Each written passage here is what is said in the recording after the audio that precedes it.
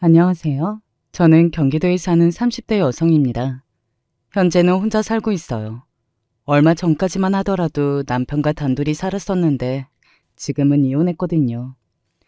오늘은 제가 어떻게 이혼했고 또 그 뒤에 어떤 복수를 했는지에 대해 이야기해 볼까 합니다. 저는 정말 시원한 사이다 같은 복수를 했다고 생각하는데 들으시는 분들은 어떻게 들으실지 모르겠네요. 복수라는 말만 봐도 아실 수 있다시피 저는 굉장히 억울하고 화가 나고 부당한 일을 당했거든요. 남편과 시댁에게 말입니다. 주변에서 가끔 그런 이야기들을 들었던 적도 있었고 누군가는 저를 진심으로 걱정해줬던 적도 있었지만 저는 단 한 번도 그게 제 일이 될 거라고는 생각해보지 못했던 것 같아요. 누구에게나 일어날 수 있는 일인데 말입니다. 저는 남편에게 그리고 시댁에 버림받았습니다. 흔히들 이야기하는 성공 후에 버려지는 여자. 그게 바로 저였어요. 말로만 들어봤지 그런 일이 저에게 생길 거라는 건 꿈에도 몰랐습니다. 근데 원래 모두가 그렇지 않나요? 나에게 불행이 닥쳐올까라는 생각을 하고 사는 사람은 없을 거라 생각합니다. 그러면 본격적으로 이야기를 한번 시작해 보겠습니다. 저는 힘든 성장기를 보냈습니다. 가정 환경이 좋지 않은 편이었거든요. 돈도 없었고 그 때문에 부모님은 하루가 멀다고 다투셨고 말이죠. 결국 두 분은 이혼하셨어요. 두 분을 위한 선택이었다고 지금은 생각하지만 당시에 어렸던 저는 부모님이 참 많이 원망스러웠던 것 같아요. 그리고 저는 처음에는 엄마를 따라갔습니다. 그러다 엄마가 재혼하게 되면서 아빠에게 다시 맡겨졌어요. 엄마가 재혼하는 상대가 저까지 달고 들어오는 것을 바라지 않았거든요. 엄마의 그 상황이 아예 이해되지 않은 것은 아닙니다. 여자 혼자 생활하기도 힘들고 더구나 어린 자식까지 달고서는 더더욱 힘이 들었겠죠. 그런데 조건이 나쁘지 않은 아저씨가 엄마를 좋다고 한 거니까 엄마로서도 다른 선택지가 없었을 걸로 생각해요. 하지만 저에게는 최악의 일이었습니다. 당시의 아빠는 이미 재혼을 한 상태였거든요.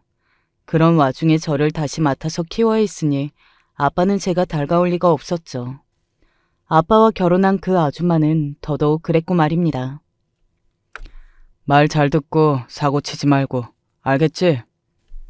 네. 새엄마한테는 늘 예의 바르게 하고.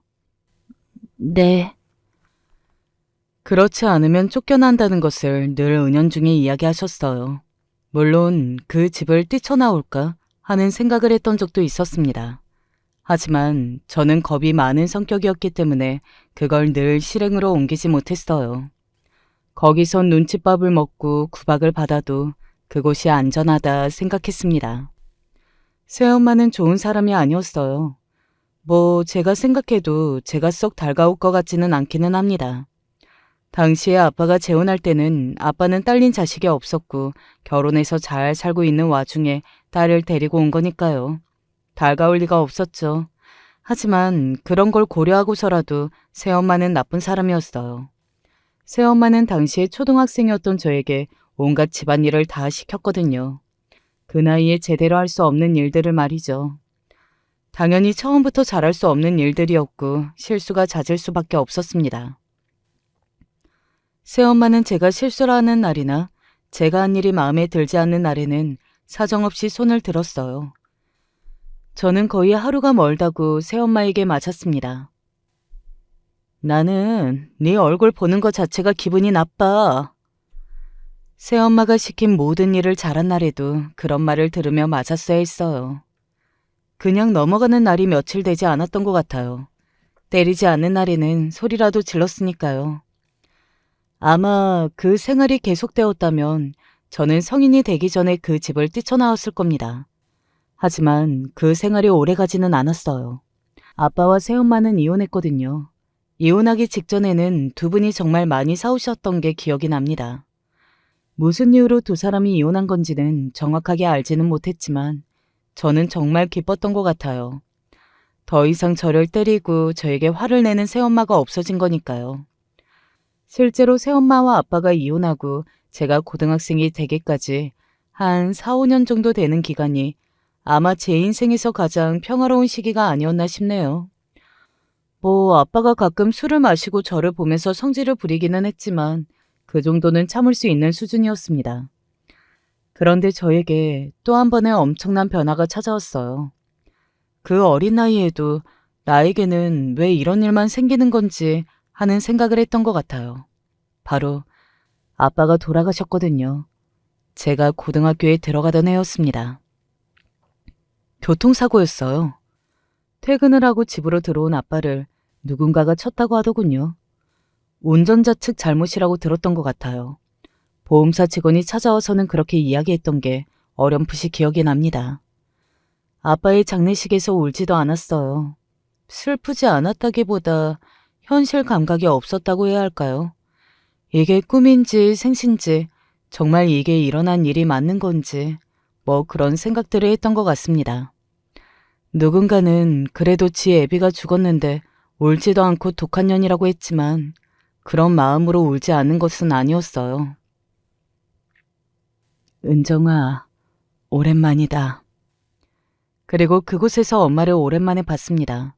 그 아저씨와 재혼하고 나서 단 한 번도 저를 찾아온 적이 없었던 엄마였어요. 뭐 같이 살 때도 대단히 저에게 잘했던 기억은 없었기 때문에 엄마를 딱히 그리워한 적은 없었지만 그 상황에서 보니 반가운 마음이 들기는 하더군요. 그래도 엄마잖아요. 아빠 장례 다 치르고 엄마랑 같이 가서 살자. 그리고 엄마의 그 말이 마치 하늘에서 내려오는 동아줄 같았습니다. 다 컸다고 생각했지만 그래도 애였어요. 부모님의 사랑과 관심이 필요한 나이였고요. 그 이야기를 듣자마자 울음이 터졌습니다. 엄마 품에 안겨서 정말 한참을 울었던 것 같아요. 사실은 아주 무서웠다고, 앞으로 혼자 어떻게 살아야 할지 무서웠다고, 그렇게 말하면서 말이죠. 그런 저를 엄마는 가만히 안아줬습니다. 그렇게 다시 엄마와 살게 되었어요. 그 아저씨와 엄마 사이에는 어느새 아이 하나도 있었습니다. 참 귀여운 여동생이었어요. 꼼지락거리면서 제 옆에 앉던 그 모습도, 가만히 제 다리에 누워 있었던 모습도 기억이 나네요. 그런 기억들임에도 불구하고 엄마와 함께 살았던 그 시기는 제 인생에서 가장 끔찍했던 시기로 남아 있습니다. 엄마나 그 아저씨가 저를 때린 것도 아니었고 저에게 막 한 것도 아니었어요. 하지만 그럴 수밖에 없었습니다. 그 집에 들어가고 얼마 되지 않아서 이런 이야기를 들었거든요. 보험금이 정확히 얼마라고? 보상금이랑 사망보험금 뭐 이런 거 다 합치면 5억 정도 된다는 것 같던데? 지금 당장 못 찾아? 지금 그게 다 제 앞으로 되어 있는데 미성년자라 성인이 되면 찾아갈 수 있대. 이제 2년 반 남았잖아. 좀만 기다려. 그거 받아내면 바로 내보낼 거지? 그럼. 나도 제 얼굴 보면 그 인간 생각나서 싫어. 제가 자는 줄 알고 그런 이야기를 두 사람이 나눈 겁니다. 18. 그런 이야기를 드러내기엔 저는 너무 어렸어요. 그리고 너무나 충격적인 이야기였습니다. 사실 엄마가 나를 데리고 온 것도 다 돈 때문이고 엄마는 나를 사랑하지 않고 나에게서 아빠의 보험금만 받아가고서는 나를 다시 버리겠구나 하는 생각에 엄마의 얼굴을 볼 때마다 치가 떨리게 미웠습니다. 하지만 그 사실을 감춰야만 했어요. 성인이 될 때까지만 참자. 성인이 되면 그 돈을 내가 찾아서 도망가는 거야. 밖에 나간다고 해도 제가 뭐 갈 수 있는 곳이 없잖아요. 나가면 길바닥을 전전해야 할지도 모르는데 함부로 나갈 수는 없었어요. 그래서 이를 악물고 참았습니다. 아무것도 모르는 척 착한 딸인 척 연기해가면서 말이죠. 그리고 성인이 되는 날 엄마가 어디 가자고 하는 것을 하루만 미뤄달라고 했어요. 내일 가면 안 돼? 나 오늘 친구랑 약속 있어. 내일은 꼭 가는 거다. 알겠지? 2년이 넘는 세월을 기다린 사람이었는데 하루 더 기다리는 건 할 수 있었겠죠. 제가 속으로 무슨 생각을 하는지도 모르는 채 말이죠. 저는 그날 그렇게 집을 나왔습니다. 그리고 보험사에 가서 보험금을 싹 다 찾아서는 다시는 그 집으로 들어가지 않았어요. 저를 찾느라 난리를 쳤다는 말은 나중에 들을 수 있었습니다. 경찰에 신고도 했었다고 말이죠. 성인이 된 뒤로 나간 거라 가출로 처리가 되어 경찰이 저를 찾아오는 일은 없었지만 말이죠. 또 그 일로 그 아저씨가 엄마에게 굉장히 많이 화를 냈다는 것도 말입니다. 그 뒤로 엄마가 그 아저씨에게 학대 아닌 학대를 받으면서 살았다고 나중에 한스러운 말들을 했던 적이 있는데 하나도 미안하다는 생각은 들지 않아요. 엄마는 저를 버리려 했고 그에 대한 업보라고 생각할 뿐 말입니다. 이렇게 잠깐만 들어도 제 성장 서사가 얼마나 복잡하고 또 제가 얼마나 상처가 많은 사람인지 단번에 아실 수 있으시겠죠. 저는 정말 정붙일 것 없이 외롭게 자랐습니다. 그래서 그런 건지는 몰라도 어떤 사람이 저에게 잘해주면 의심하면서도 덜컥 믿어버렸어요. 그런 애정이 늘 고팠으니까요. 그렇게 집을 나와서 살 곳을 마련하고 대학에 갔습니다. 재수했어요. 악착같이 공부했던 것 같아요. 내가 성공을 하는 것이 엄마든 누구든 저를 이렇게 만든 모든 사람들에 대한 복수라고 생각했으니까요. 머리가 나쁘지는 않았고 독을 품고 1년을 악착같이 공부만 했더니 그래도 어느 정도는 성과가 나왔습니다. 흔히들 이야기하는 명문대까지는 아니더라도 꽤 좋은 대학에 들어갈 수 있었어요. 서울에 있는 학교 말입니다. 그리고 대학에서 남편을 만났습니다. 당시에 제가 22이었고 남편은 24이었어요. 남편은 군대를 다녀와서 막 복학을 했었는데 저를 보고 한눈에 반한 겁니다. 본인 말에 의하면 그랬어요. 행복했습니다. 팍팍한 제 인생에 사랑이 찾아오는 날이 올 거라고는 한 번도 생각해보지 못했었는데 그런 일이 찾아왔다는 것이 놀랍고 신기하고 행복했어요. 그리고 마음이 따뜻해졌던 것 같아요. 누군가에게 사랑을 받는다는 게 그런 기분이더라고요. 저같이 애정에 목마른 사람, 그리고 누군가에게 늘 버림만 받은 사람은 그런 사랑이 찾아오면 맹목적으로 되는 것 같아요. 남편을 정말 많이 사랑했습니다. 대신 죽어줄 수도 있다고 생각했던 적도 있었을 정도로 말이죠. 5년 연애했어요. 저는 대학을 졸업하고 바로 취직했고 남편은 소위 이야기하는 행정고시를 준비했습니다. 당연히 모든 데이트 비용이나 돈을 쓰는 것은 제가 다 할 수밖에 없었어요. 그럴 때마다 남편은 저에게 미안해했습니다. 내가 빨리 성공해서 언젠가 다 갚아줄게. 나는 오빠가 갚았으면 해서 이러는 거 아니야. 오빠를 사랑해서 이러는 거지. 고맙다. 그러니까 부담 느끼지 말고 해. 정 안 되면 내가 먹여 살리면 되지. 남편이 저에게 미안해하는 것도 너무 마음이 아팠거든요. 그리고 그냥 하는 말이 아니라 정말로 남편이 만약에 끝까지 행정고시에 붙지 못하고 백수로 지낸다고 해도 제가 먹여 살리면 그만이라고 생각을 했습니다. 한 집에 한 명만 일을 해도 된다고 생각했으니까요. 제가 돈이 있어서 그랬던 건 아니었습니다. 물론 5억이라는 돈은 굉장히 큰 돈이기는 했지만 한 사람의 인생을 바꿀 만큼의 큰 돈은 아니기는 하잖아요. 물론 작은 변화 정도는 가능해도 말입니다. 아빠가 남긴 돈으로 집을 얻었고 또 대학을 다녔고 또 남편과 연애하면서 모든 비용은 제가 냈고 나중에 결혼할 때도 거의 제 돈으로 했거든요. 그러니까 사실 그 돈은 진작에 없어진 거나 다름이 없어요. 쓰려면 금방 쓰는 돈이잖아요. 결혼할 때의 이야기를 조금 해드려야겠네요. 청혼은 제가 먼저 했거든요.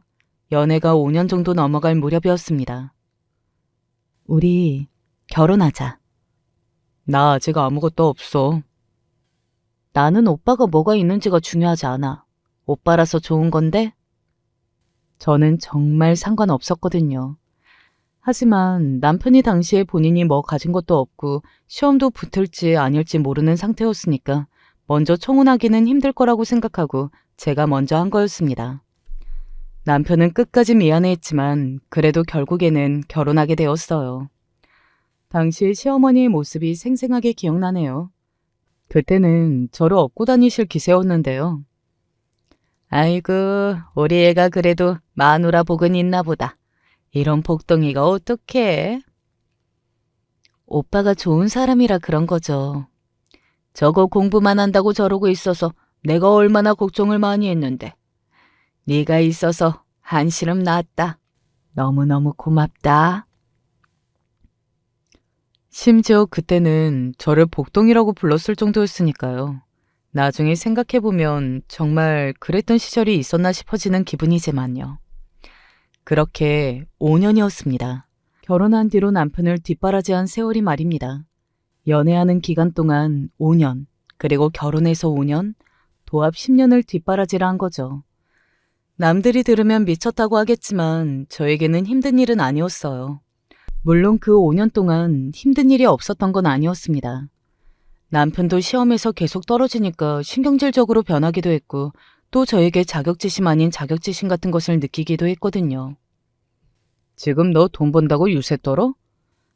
내가 언제 유세를 떨었다고 그래. 아니 그렇잖아. 내 앞에서 맨날 바쁘다 바쁘다. 그리고 너 회사에서 온 전화도 일부러 내 앞에서 받는 거지? 나 들으라고. 너 힘들게 일한다고. 사람이 왜 그렇게 꼬였어? 그런 거 아니라는 거 알잖아. 남편은 자격지심이 점점 더 심해졌어요. 제가 바쁘다는 이야기만 해도 나 들으라고 하는 소리냐, 힘들다는 말만 해도 그래, 네가 돈 벌어오니 힘들겠지. 집에서 공부만 하는 내가 뭘 하겠냐 하는 소리를 해댔으니까요. 하지만 저는 단 한 번도 남편을 미워했던 적이 없었습니다. 오히려 남편이 안 됐다는 생각을 했을 뿐 말이죠. 안 됐다고? 너한테 그런 소리를 하는데? 원래 그런 사람 아니었는데 얼마나 힘들면 그렇게 됐겠어. 아마 그런 말을 하는 저를 주변에서는 등신 취급했을 거예요. 겉으로 티는 내지 못해도 속으로는 말입니다. 하지만 저는 남들이 그러거나 말거나 상관이 없었어요. 저에게 가장 소중한 사람은 남편이었고 저는 남편만 있으면 되었으니까요. 그리고 시어머니가 중간에서 참 중재를 잘해주기도 했습니다. 안 그래도 힘든 애한테 너까지 왜 그러니? 공부하느라 힘든 건 이해한다만 그래도 네가 그러는 거 아니다. 어머니, 저는 정말 괜찮아요. 보는 내가 괜찮지 않아서 그런다. 늘 제 편을 들어주시면서 남편을 어르고 달랬습니다. 당시에는 그게 시어머니가 정말 참 좋은 사람이라서 그런 걸로 생각했어요. 자기 아들이 끝까지 행정고시에 못 붙을까봐 억지로 좋은 사람인 척하고 있는 거라고는 한 번도 생각해 본 적이 없었습니다. 아이를 낳고 싶다고 생각하기는 했지만 그것도 입 밖으로는 말을 꺼내지 못했어요. 남편이 너무 예민해져 있기도 했고 자신이 이렇게 아무런 능력이 없는데 아이를 낳아서 뭐하냐는 말을 종종 했었거든요. 그리고 아이 울음소리가 나면 공부에 방해가 될 수도 있는 노릇이었고요. 그래서 그것마저 나중으로 미뤘습니다. 사실 저도 반신반의했던 것 같아요. 가만히 보면 남편이 공부하지 않은 것은 아닌데 그렇다고 엄청나게 열심히 하지는 않고 또 아예 열심히 하지 않는다고 하기에는 또 열심히 했거든요. 그래서 저도 붙을지 아닐지 확신이 없기는 했습니다. 그런데 그것도 오래가지는 않았어요. 뭐 5년이라는 세월이 길다면 길 수도 있는 세월이기는 하지만 저에게는 그다지 길게 느껴지지 않았으니까 길지는 않았다고 말하고 싶네요. 아무튼 결혼하고 5년 만에 남편이 행정고시를 붙은 겁니다. 저는 그 발표가 나던 날이 아직도 잊히지 않아요. 그 전부터 남편이 이번에는 정말 붙을 것 같다고 예감이 좋다는 말을 여러 번 하기는 했었거든요. 시험을 상당히 잘 본 사람처럼 말이죠. 그런 설레발은 또 처음이었기 때문에 저나 시어머니가 상당히 기대를 하고 있던 상황이었고요. 그런데 붙은 겁니다. 이제 내가 당신 호강시켜줄 일만 남았어. 호강 안 시켜줘도 돼. 오늘로 다 보상받은 기분이야. 남편과 저는 껴안고서는 정말 이제 엉엉 울었던 것 같아요. 기뻐서 그렇게 눈물이 나왔던 게 제 인생에서 처음 있는 일이었습니다. 정말 기뻐도 그렇게 울 수 있는 거였더라고요. 시어머니도 정말 많이 우셨어요. 아가, 고생했다. 네 덕이다. 그렇게 이야기하시는 시어머니를 보면서 다시 한번 울었습니다. 저는 이제 행복만이 남아있을 걸로 생각했어요. 남편도 그토록 바라던 행정고시에 붙었고, 이제는 아이도 가져서 낳고 키우면서 내가 그동안 바라고 꿈꾸던 화목하고 단란한 가정을 꾸릴 수 있을 거라고 말입니다. 하지만 그런 제 생각은 오래가지 못했습니다. 오늘은 집에 와서 반찬 좀 하거라. 집이 더러운데 내가 허리가 안 좋아서 청소 좀 해라. 그전과 같았으면 저에게 절대로 하지 않을 일들을 시키기 시작하셨습니다. 그 전에는 일하는 사람, 집안일까지 하면 얼마나 힘이 들겠냐며 본인이 반찬을 다 해서 우리 집으로 나르던 분이셨거든요. 저는 늘 죄송하고 감사했고요. 그런데 바로 그렇게 태도가 바뀌니 저로서는 이상하다고 느낄 수밖에 없었어요. 전형적인 그거 아니야? 그게 뭔데? 이제 자기 아들이 더 잘나 보이는 거지. 그래서 아까운 거고. 우리 어머님 그런 분 아니셔. 아니면 어떻게 그렇게 하루아침에 변하셔? 아마 저도 내심 그런 생각을 하고는 있었던 것 같아요. 하지만 우리 어머님은 절대 아닐 거라고, 그럴 리 없다고 스스로 세뇌 아닌 세뇌를 하고 있었던 것 같습니다. 그 상황을 믿고 싶지도 받아들이고 싶지도 않았으니까요. 하지만 인정할 수밖에 없는 어떤 대화를 엿듣게 되었어요. 일부러 엿들은 것은 아니고 그냥 제가 시댁에 갔는데 제가 들어온 줄도 모르고 시어머니가 통화를 하고 계신 것을 들은 겁니다.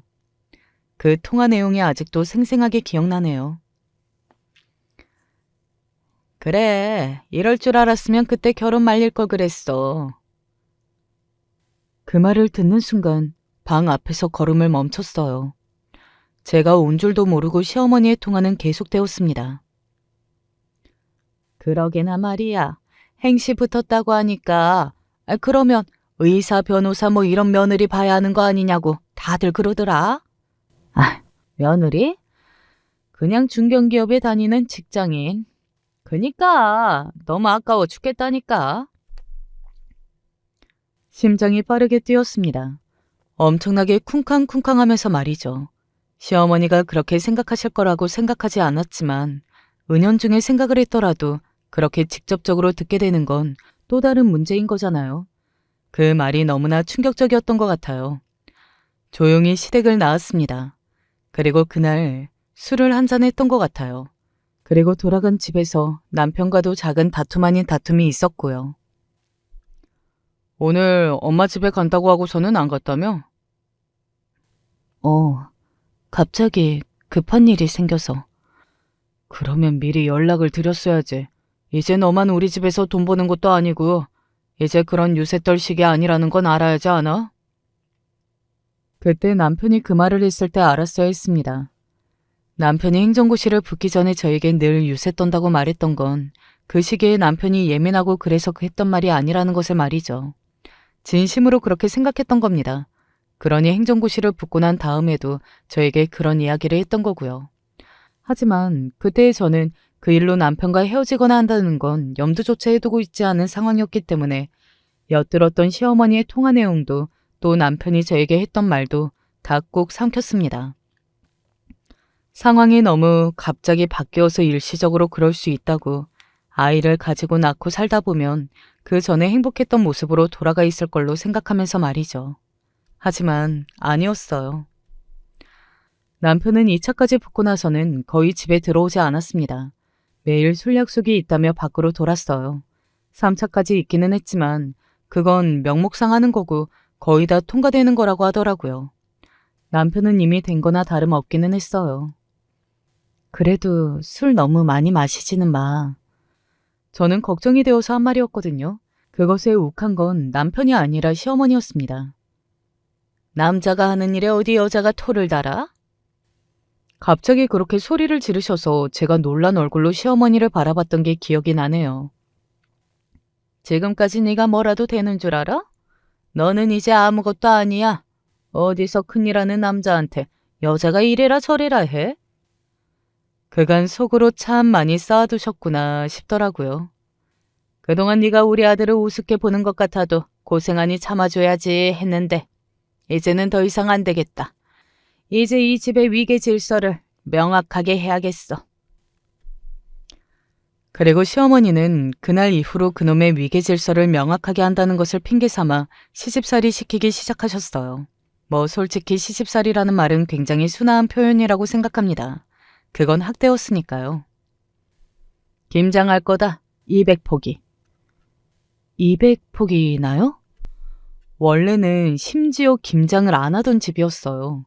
그때그때 필요한 만큼 담궈 먹는 집이었죠. 시어머니가 말씀하시는데 자꾸 토달래? 하자면 하는 거지 말이 많아. 이제 우리 집 장손이 이렇게 잘 되었으니 주변에 나눠주고 이러면서 인심도 쓰려고 하는 거지? 너는 어떻게 되느가 그런 생각도 못하니? 아니, 그 인심을 왜 며느리를 학대해서 챙기느냐 말입니다. 그날 저 김장 200포기로 혼자서 다 하고 며칠을 알아누웠는지 몰라요. 그렇게 알아누운 저를 보면서 시어머니는 괜찮냐 수고했다는 말 한마디를 하지 않고 이렇게 말했고요. 고작 그거하고 알아누운 것을 보면 너도 참 쓸모가 없다 라고 말이죠. 하지만 저는 그간 저에게 꽁하셨던 것이 있고 어느 정도 본인의 분풀이를 마치고 나면 괜찮아질 걸로 생각했습니다. 앞서 이야기했듯 저는 그 가정을 놓치고 싶지 않았으니까요. 그렇게 생각하면서 스스로 위안할 수밖에 없었어요. 그런데 아니었습니다. 시어머니가 어느 날은 할 말이 있다면서 저를 부르더군요. 돌려 말하고 싶었는데 네가 눈치가 더럽게 없는 것 같아서 못 그러겠다. 다짜고짜 그렇게 입을 여신 시어머니는 제가 상상조차 해보지 못했던 말을 뱉어내셨습니다. 이제 우리 아들도 급에 맞는 여자를 만나야지 않겠니? 조용히 이혼해라. 네? 한국말인데 못 알아듣겠더라고요. 순간적으로 엄청나게 정신적으로 충격을 받아서 저게 무슨 말인지 들었는데 단번에 이해하지 못했습니다. 그런 저를 보고 시어머니는 인상을 팍 쓰셨어요. 말귀를 한 번에 못 알아들어? 이혼하라는 말이잖아. 버럭 소리를 지르면서 말이죠. 저는 그 순간 이혼을 할 수 없다는 생각으로 매달렸어요. 아니, 어머님, 그게 무슨 말이세요? 이혼이라뇨. 잘 살고 있는 사람들한테. 니들이 정말 잘 살고 있다고 생각하니? 네?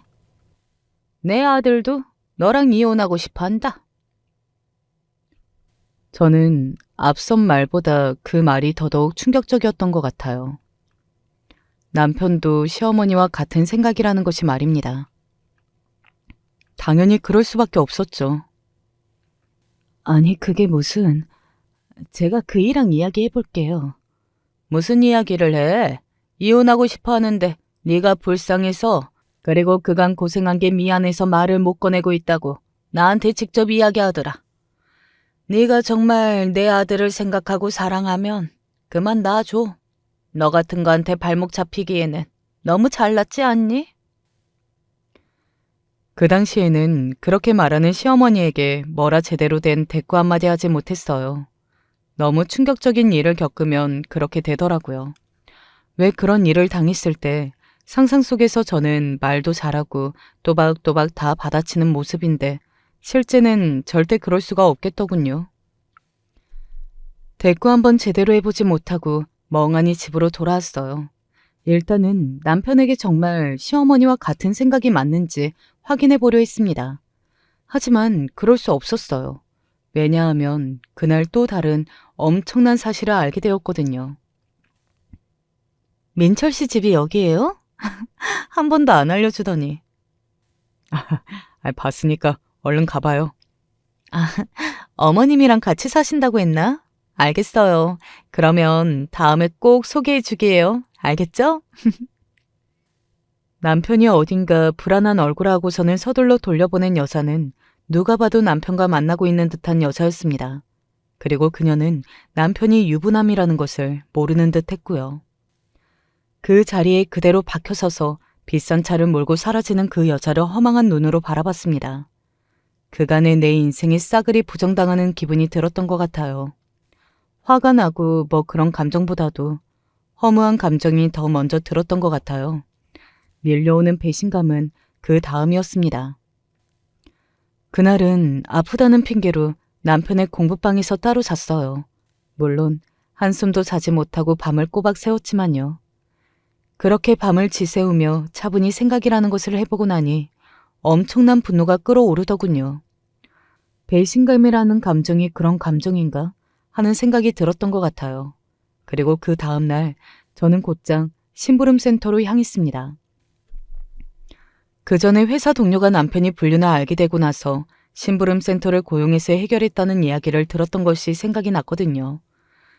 그래서 바로 가서 남편의 모든 것을 알아봐 달라고 의뢰를 했어요. 남편의 뒷조사를 의뢰하고 그 결과를 받기까지 그 기간 동안은 죽을 힘을 다해 모르는 척했습니다. 시어머니에게 그런 말을 들은 다음이기도 했고 남편도 시어머니가 저에게 그런 말을 했다는 것을 알았을 테니 뭔가 고민을 하는 척을 하기는 했던 것 같아요. 서로 한 집에 하루 종일 함께 있어도 대화 한마디 없는 것. 그런 일이 있어 보신 적이 있으신가요?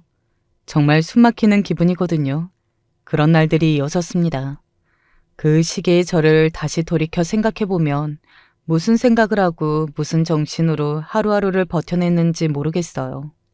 중간에 한번 시어머니에게 재촉당하기는 했지만 진지하게 생각해본다는 것을 빌미로 시간을 벌었습니다. 그리고 며칠 지나지 않아서 심부름센터에 의뢰했던 결과물을 받아볼 수 있었어요. 정말 어이가 없더라고요. 아니, 숨길 생각을 하지도 않더라고요. 애초에 총각 행세를 하고 다니기도 했지만요. 다들 그냥 총각인 줄 알았더라고요. 같이 시험 공부를 한 사람들도요. 돌이켜보면 남편과 함께 공부한 사람들이 있었는데 저는 그 사람들 이름조차 모르기는 했던 것 같아요. 그게 그때는 이상하다고 생각하지 않았는데 지금 와서 생각해보니 이상한 거긴 하더라고요. 이미 의뢰 잡은 시어머니랑도 만나서 인사를 다 한 상태고 날 잡자고 양가에서 말이 나오는 중인 것 같습니다. 여자분은 정말 모르시는 것 같아요. 직업도 약사고 집안도 좋고 알면서 이런 결혼을 여자 쪽에서 하겠다고 하지는 않겠죠. 너무 어이가 없어서 그리고 너무 큰 배신감에 눈물이 주르륵 났던 것 같아요. 그날 받은 증거 자료들을 모두 받아들고서는 집으로 돌아왔습니다. 그 여자의 전화번호까지 전부 다 말이죠. 몇 번이나 고민했던 것 같아요. 전화해야 하나 말아야 하나 말이죠. 고민을 하다 내린 결론은 이거였습니다. 일단은 모르는 척하고 받아낼 수 있는 건 최대한 받아내고 이혼하자. 그리고 그 다음에 터트리자 하는 건 말입니다. 이혼할게요. 그래, 잘 생각했다. 너도 너 아니라는 집에서 빨리 나가서 한 살이라도 어릴 때 새 출발해야지. 대신 이거.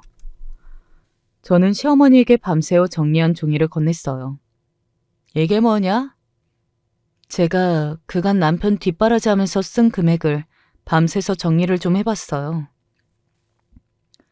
그런 제 말에 시어머니는 어이가 없다는 표정으로 받아들더라고요. 돈 같은 건 아무래도 좋은 것처럼 굴더니 그것도 아니었나 보다? 너도 어차피 그런 애였어. 제 잘못도 아닌 걸로 쫓겨나듯 이혼하는 건데 위자료는 받지 못할지언정 제가 쓴 돈은 다 돌려받아야 할 거 아니에요. 주시면 바로 도장 찍어드릴게요. 제 그런 말에 시어머니는 잠시 고민하는 표정을 지었습니다. 하지만 저는 이미 답을 알고 있었어요. 약사 며느리를 보게 생겼는데 이미 결혼 이야기까지 나오는 중인데 저를 하루빨리 쫓아내야 한다는 것을요. 그러려면 제 말을 다 들어줄 수밖에 없다는 것도 말이죠. 그래, 주마. 대신 바로 도장 찍어주는 거다. 네, 바로 찍을게요. 그 돈은 대략 3억 정도 됐거든요. 사실 그것도 많이 깎은 거였어요. 결혼식 비용이나 그간 생활비 이런 거 저런 거 다 포함하면 그것보다 더 썼으면 썼지 결코 덜 쓰지 않았습니다. 자그마치 10년을 뒷바라지했는데요. 바로 다음날 통장에 3억이 꽂히더군요. 참, 어지간히 급했구나 하는 생각을 했어요. 그리고 저도 그날 바로 이혼 서류에 도장을 찍었습니다. 그렇게 되기까지 저에게는 그 어떤 말도 사과도 하지 않은 남편이 제일 글러먹은 인간이라고 생각했어요. 어떻게 인간이 남자가 그렇게까지 비겁할 수 있단 말입니까? 급하게 있을 곳을 하나 마련하고 제가 해왔던 모든 혼수로 옮겼어요. 2, 3일 만에 그 모든 것이 정리되더군요. 짐들로 가득한 작은 집에 멍하니 앉아서 참 많이 울었던 것 같아요. 그간의 제 세월이 서러워서, 그리고 나는 이렇게 늘 버림을 받을 수밖에 없는 운명인가 하는 생각에 한스러워서 말이죠. 하지만 오래 그러고 있을 수 없었습니다. 저는 복수를 해야 했으니까요. 일단 제일 먼저 한 건 그 여자분을 만나는 것이었어요. 남편과 시어머니는 제가 남편의 불륜을 안다는 것을 새까맣게 모르고 있었거든요. 당연히 그 여자분은 엄청나게 충격받으셨습니다. 덜덜 떨리는 손을 보면서 괜히 제가 더 미안해졌던 것 같아요. 탓하려고 만나자고 한 건 아니에요. 하지만 그런 남자랑 결혼까지 하는 건데 제가 모르는 척하고 있을 수 없다고 생각했습니다. 아셔야 할 것 같아서 알려드리는 거니까 저한테는 미안해하거나 저를 무서워하거나 하지 않으셔도 됩니다. 저는 그쪽에게 어떤 해를 가할 생각이 요만큼도 없어요. 눈물이 가득 고인 채로 그녀는 저에게 고맙고 죄송하다는 말을 되풀이했습니다. 그리고 얼마 지나지 않아서 결혼이 깨졌다는 말을 들을 수 있었어요. 어디서 들었다고만 하고 저에게 들었다고는 말하지 않았나 보더라고요. 그 일로 남편과 시어머니가 저에게 연락을 하지 않은 것을 보면 말이죠. 하지만 저는 그걸로 끝을 낼 생각이 없었습니다. 저는 또 다른 곳에 전화했어요. 어디냐고요? 바로 남편을 합격시켜준 곳 말입니다. 이런 사람을 합격시켜주는 곳이 말이 되느냐고. 만약에 이 사람을 합격시키면 게시판에 도배를 할 것이라고 말이죠. 이렇게 비도덕적인 사람이 공무원인 것이 말이 되느냐고 말이죠. 처음에는 무시를 하더니 나중에는 게시판에 도배를 하겠다고 하니 이렇게 이야기하더군요. 저희도 한쪽의 일방적인 주장만 들어드릴 수는 없었습니다. 그래서 미리 말하는 거잖아요. 아직 3차가 남아있으니까 거기서 걸으라고요. 그것도요. 그러면 제가 증거를 보내드릴게요. 어디로 보내면 되나요? 그리고 받은 주소로 제가 심부름센터에서 의뢰해서 받은 모든 증거 자료들을 보냈어요.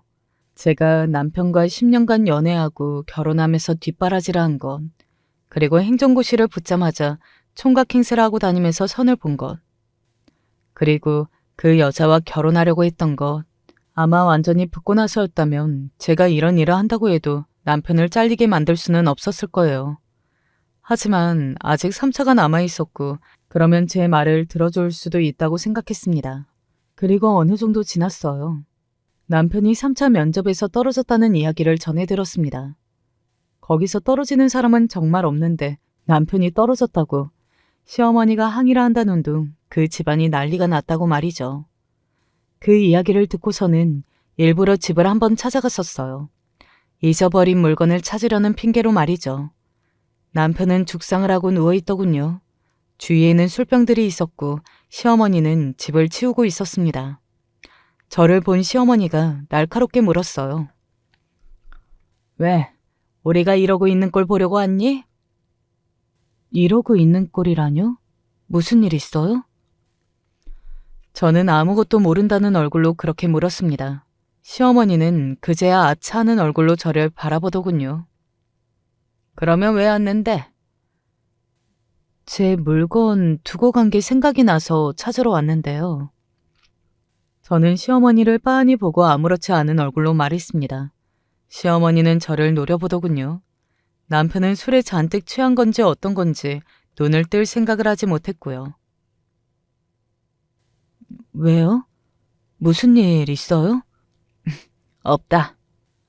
제가 민원을 넣어서 남편이 탈락했다는 사실을 모르는 것 같았습니다. 다 알려주면 귀찮은 일이 생길 것 같기는 했지만 그냥 넘어가기는 조금 아쉽다는 생각이 들더군요. 그래서 그냥 아는 척을 했어요. 그 떨어지기 힘들다던 3차에서 떨어진 것 마냥 왜 그러세요? 뭐? 그러게. 사람은 심보를 곧게 써야 하는 법이에요. 못된 마음을 먹고 나쁘게 사니까 그 업보가 다 되돌아가는 거잖아요. 야, 너 알고 왔지? 이 인연이? 시어머니는 어딘가에 화를 풀 곳이 필요한 사람 같았습니다. 그렇게 소리를 지르면서 저에게 달려와 다짜고짜 제 머리채를 잡으려 했던 것을 보면 말이죠. 저는 그런 시어머니의 손목을 잡았어요. 그간은 당해준 거지 덩치도 힘도 제가 더 크고 셌으니까요. 저한테 손끝 하나라도 대시면 저 바로 고소합니다. 지금 이래저래 힘드실 텐데 저한테 고소까지 당하면 더 힘들어지지 않겠어요? 그리고 눈은 감고 있지만 정신이 있을 것이 뻔한 남편에게도 한마디 했습니다. 너는 그냥 밑바닥에 어울려. 너 같은 인간이 무슨 고위 공무원이야? 그치? 야! 저는 그렇게 악을 쓰고 난리를 치는 시어머니를 뒤로하고 그 집을 빠져나왔습니다. 그렇게 속이 시원한 기분은 처음이었던 것 같아요. 이래서 사람들이 복수를 꿈꾼다는 생각도 들었고요. 그렇게 시댁과의 저는 완전히 끝장이 났습니다. 뭐 그 뒤로 들은 이야기지만 시어머니가 남편에게 저한테 찾아가 보라는 이야기를 했다고는 하더라고요. 나중에 남편과 한번 통화를 한 적이 있는데 그때 이야기해 줬습니다. 뭐 제가 생각해도 그때의 저를 떠올리면 저 같은 호구는 또 없으니까요. 아마 시어머니도 그러니 저를 비빌 구석이라 여겼던 걸 테고 말입니다. 남편이 저에게 연락했던 건 시어머니가 준 3억 중에 다만 얼마라도 돌려받을 수 있는지를 묻기 위해서였어요. 끝까지 정말 구질구질한 인간이죠. 저는 물론 한 푼도 줄 수 없다고 단칼에 거절했습니다. 이혼하는 과정에서 굉장히 겁도 많이 났었고 또 혼자서 잘 이겨나갈 수 있을지 걱정도 되었던 건 사실입니다. 그래서 더 망설였고 그래서 그렇게 등신같이 참아주고 있었던 거죠. 하지만 막상 이렇게 지나고 보니 그건 정말 아무것도 아니었다는 생각이 듭니다. 요즘 사람들 정말 오래 살잖아요. 저는 이제 30대 초반이고요. 세월을 봄, 여름, 가을, 겨울로 놓고 보면 제 인생은 아직 봄인데 너무나 빨리 결론을 지어버렸던 게 아닐까 싶어요. 앞으로 살아갈 일들이 훨씬 더 많고 긴데 말입니다. 그런 생각을 하고 보니 요즘은 정말 많이 행복해졌습니다. 매일을 제가 아닌 남편과 시어머니의 눈치를 보고 그 둘의 생각만 하면서 정작 저는 그 어디에도 없었더라고요. 제 스스로가 저를 돌봐주고 사랑해주지 않으면 그 어떤 사람이 저를 챙기겠어요. 결국에는 제가 해야 하는 거였더라고요. 그래서 요즘은 제가 좋아할 만한 것들을 찾아가는 중입니다. 앞서 처음부터 제 이야기를 들으셨던 분들이라면 아시겠지만 저는 저 자신을 돌볼 시간이 너무나 부족했었잖아요. 그러다 보니 제 취향을 제가 모르더라고요. 무슨 음식을 좋아하는지, 뭘 재밌어 하는지 그런 것들 말입니다. 그래서 요즘은 그런 것들을 찾아가고 있어요.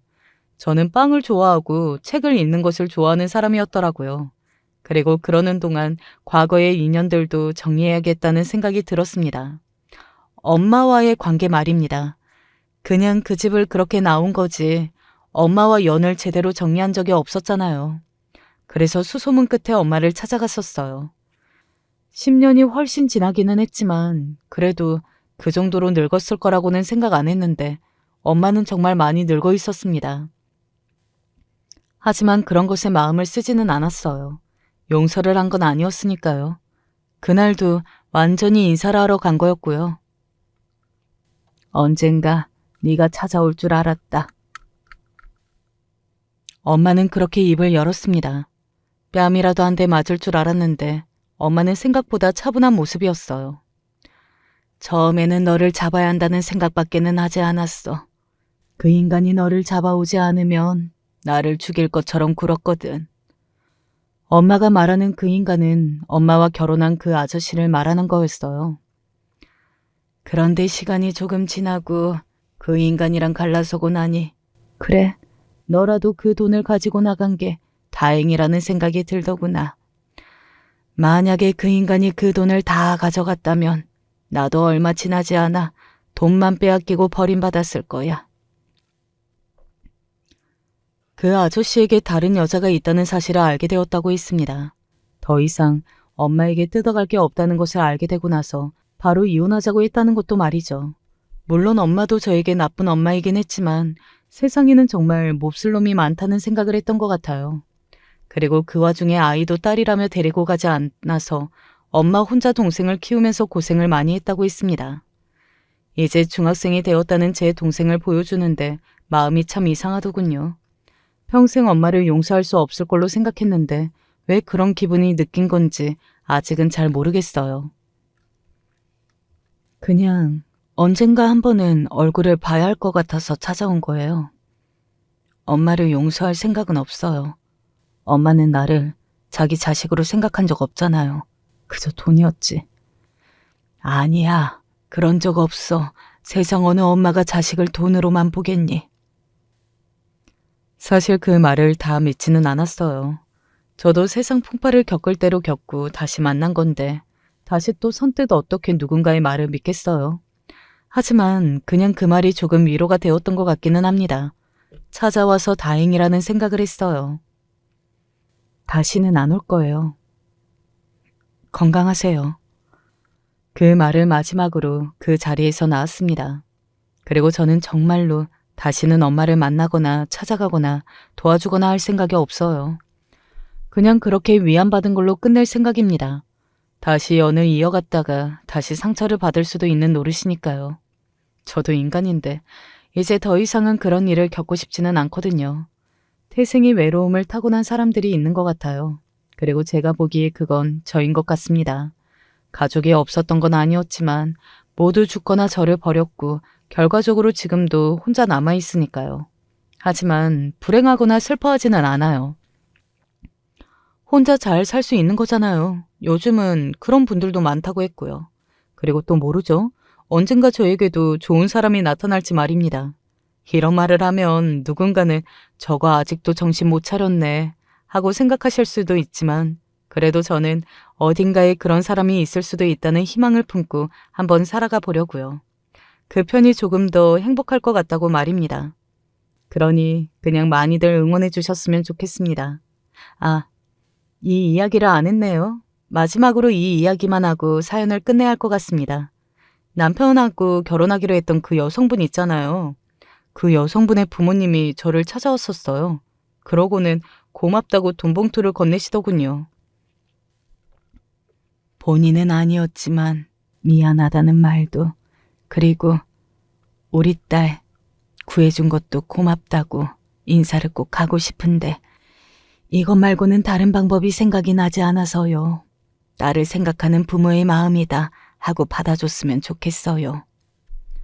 물론 처음에는 거절하기는 했지만 한사코 지어주셔서 받기는 했어요. 조금 부럽다고 생각했던 것 같아요. 나도 나를 저렇게 사랑해주는 부모가 있었다면 좋았을 텐데 하는 생각 말입니다. 뭐 의미 없는 생각이지만요. 그 주신 돈으로 이번에 휴가를 내고 여행을 다녀올까 생각 중입니다. 뜻하지 않게 생긴 돈은 이렇게 금방 써야 하는 거라고 언젠가 아빠에게 들었던 적이 있는 것 같아서요. 그리고 제가 아직 단 한 번도 해외로 여행을 가본 적이 없거든요. 이 나이 먹도록 여권도 없다니까요. 신혼여행도 남편이 공부해야 해서 국내로 갔고 말이죠. 못 해본 게 참 많네요. 제 이야기는 여기까지입니다. 들어주시는 분들이 어떻게 들어주셨을지 조금 걱정되네요. 제가 느끼기에는 제 인생이 참 불행하고 기구하기는 했지만 그래도 지금은 나름대로 잘 살아내고 있다고 생각하는데 여러분들이 느끼기에는 어떠신가요? 부디 지금 이 사연을 들으시는 여러분들도 제가 기특하다고 생각해 주셨으면 좋겠습니다. 저는 이제 그만 이야기를 마무리하겠습니다. 구구절절 이야기가 너무 길어진 거 아닌가 싶네요. 신세한탄을 하고 나니 속이 조금 시원해진 것 같아요. 긴 이야기 마지막까지 들어주셔서 너무 감사합니다. 지금 제 이야기를 들어주신 모든 분께 언제나 좋은 일들만 가득하기를 소원하겠습니다. 그리고 늘 건강하세요. 안녕하세요. 환감 넘은 평범한 아줌마입니다. 제가 이곳에 사연을 쓸 줄이야 꿈에도 몰랐습니다. 어쩌면 제 인생의 마지막 중대한 결정을 해야 할 일이 생겼습니다. 그 나이 먹고 주책이라는 분들도 계실 테고 제 마음을 이해해 주실 분도 계실 것 같습니다. 참 저도 머리가 아프네요. 어떤 결정을 내려야 할지 모르겠습니다. 지금 저에게 처한 솔직한 제 상황을 써보려고 합니다. 많은 분들이 제가 좋은 결정을 할 수 있게 도와주시면 평생 은혜 잊지 않고 살겠습니다. 아무리 마음 두기 힘든 냉정한 남편이라고. 하지만 굳이 있는 쪽, 없는 쪽 하나만을 고르자면 있는 게 100번은 나았습니다. 남편과 결혼을 하긴 했지만 사랑해서 결혼한 것은 아니었어요. 그러다 보니 여느 부부처럼 사랑으로 지낸 적은 없었습니다. 게다가 남편은 무척이나 가부장적인 사람이었죠. 저나 아이들이나 무슨 행동을 하든 남편 눈치를 보느라 바빴습니다. 그러다가 불시에 두 아들이 어렸을 때 남편이 먼저 세상을 떠나고 말았죠.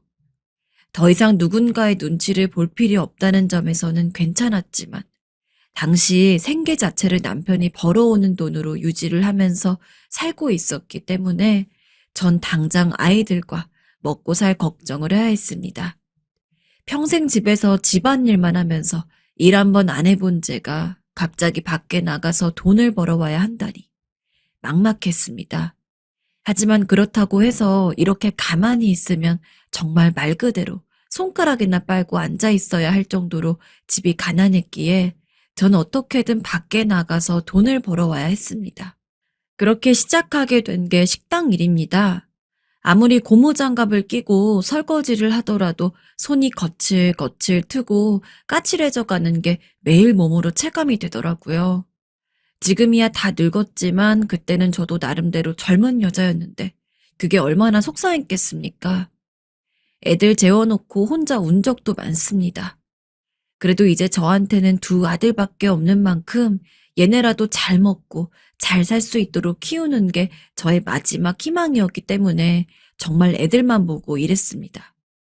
고된 시간이긴 했어도 다행히 애들이 부모 말을 듣지 않는 애들은 아니어서 그런 쪽으로는 고생은 안 했던 것 같아요. 엄마, 저 학교에서 수학여행 간다는데. 하지만 아무리 애들이 말을 잘 듣는다고 하더라도 현실적으로 살아가는 데 있어서 돈이 없다는 것은 사람을 너무 비참하게 만들었습니다. 그러면 안 되지만 저도 그때는 철이 없는 엄마여서 아들이 수학여행을 간다는 이야기에 돈 없다며 버럭 소리를 지른 적도 있습니다. 수학여행에 돈 드는 게 애들 잘못이겠어요? 저도 마음으론 아는데 당장 수학여행을 보내주고 나면 남는 돈 같은 걸 이것저것 계산을 해봤을 때 밥 먹고 사는 것도 힘들 정도로 돈이 없다 보니 참혹한 현실에 순간적으로 너무 화가 났던 것 같습니다. 결국에 사과를 하고서 아이들 수학여행을 보내주긴 했지만 살면서 그런 일이 또 없었냐고 한다면 분명히 있었을 거란 생각이 듭니다.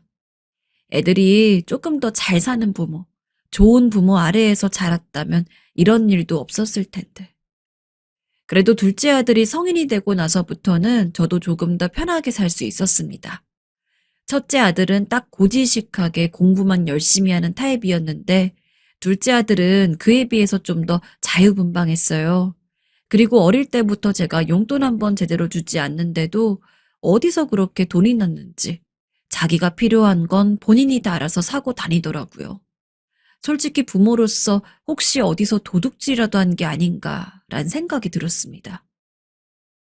엄마가 용돈 한 번 제대로 못 줘서 미안해. 근데 돈은 어떻게 해서 번 거야? 그래서 일부러 상냥하게 이야기하면서 혹시나 훔친 돈이라면 얼른 돌려주게 해야 하기 때문에 조심스레 물어봤죠. 근데 아들이 아무렇지도 않게 이야기하더라고요. 본인이 공부 필기한 걸 빌려주는 대가로 돈을 받았다면서요. 보통 그런 건 선의로 빌려주는 경우가 많기 때문에 돈을 받았다는 것 자체가 이해가 되는 건 아니었습니다. 하지만 그 이후에도 아들은 돈 벌거리로 전혀 생각지도 못했던 것들을 활용해가지고는 자기 용돈은 자기가 알아서 벌어서 썼죠. 얘가 좀 생각이 남다르구나. 다른 애들이랑은 다르네? 라는 생각이 절로 들곤 했어요. 그리고 그런 생각을 할 때쯤 첫째, 둘째 모두 성인이 되었고 둘째는 그때부터 자기가 고등학교 때 벌었던 돈을 모은 걸로 본인 사업을 시작했습니다. 저한테 뭘 자세히 설명한 것은 아니었지만 전 본능적으로 둘째 아들이라면 뭘 해도 굶어 죽진 않을 거라는 생각을 했던 것 같아요.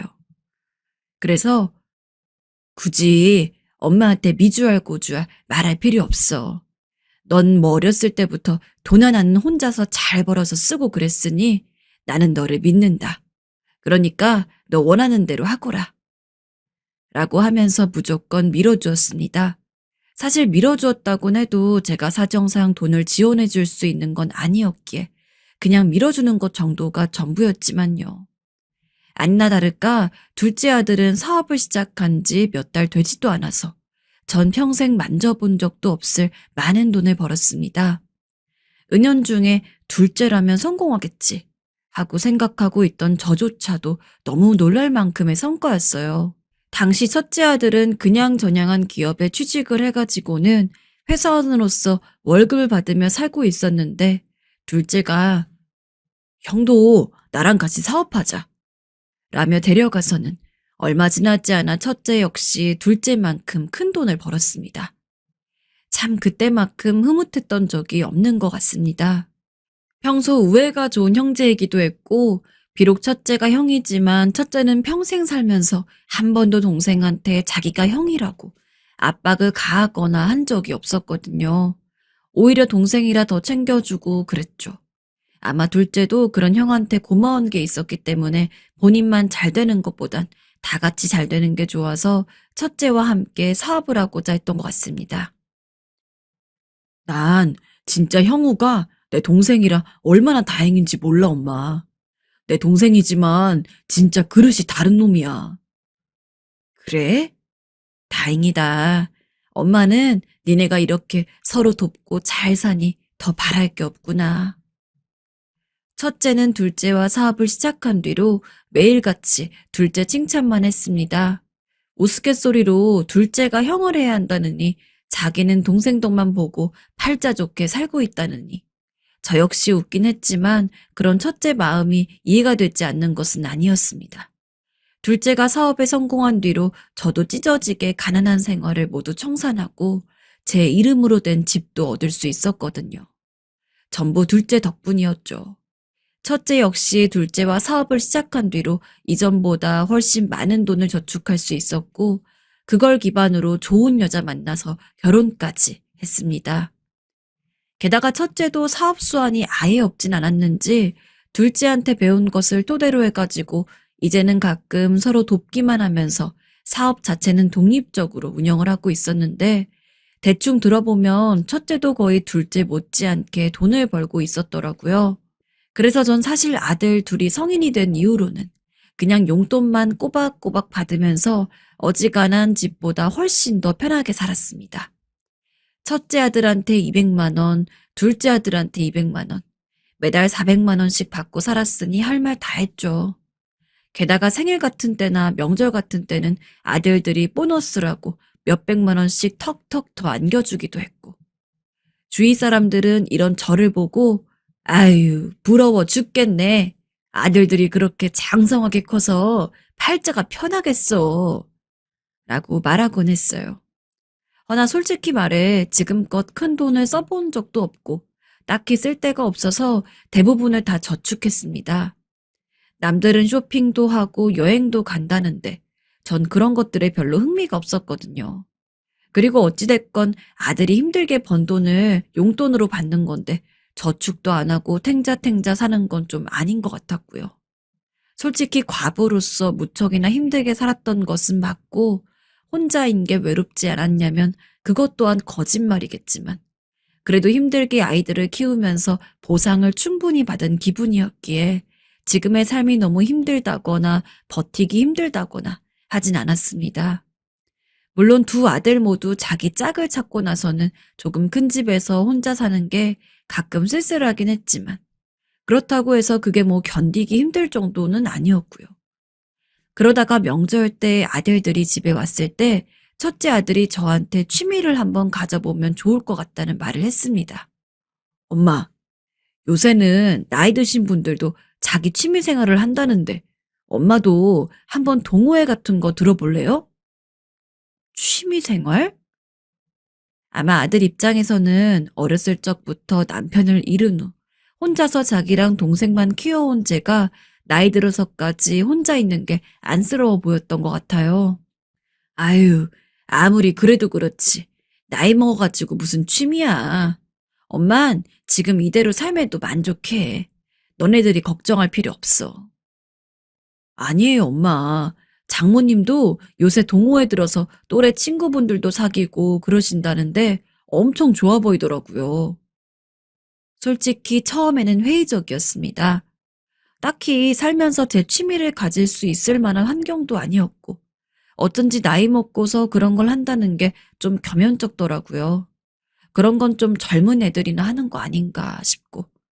근데 사돈어른이 동호회를 들면서 친구들도 사귀고 논다고 하니까 조금 관심이 갔습니다. 홀로 되고 나서 그 힘든 세월을 온몸으로 버텼는데, 이젠 노후라도 즐겁게 살고 싶다는 생각이 들었습니다. 요즘 100세 시대라고 하지 않습니까?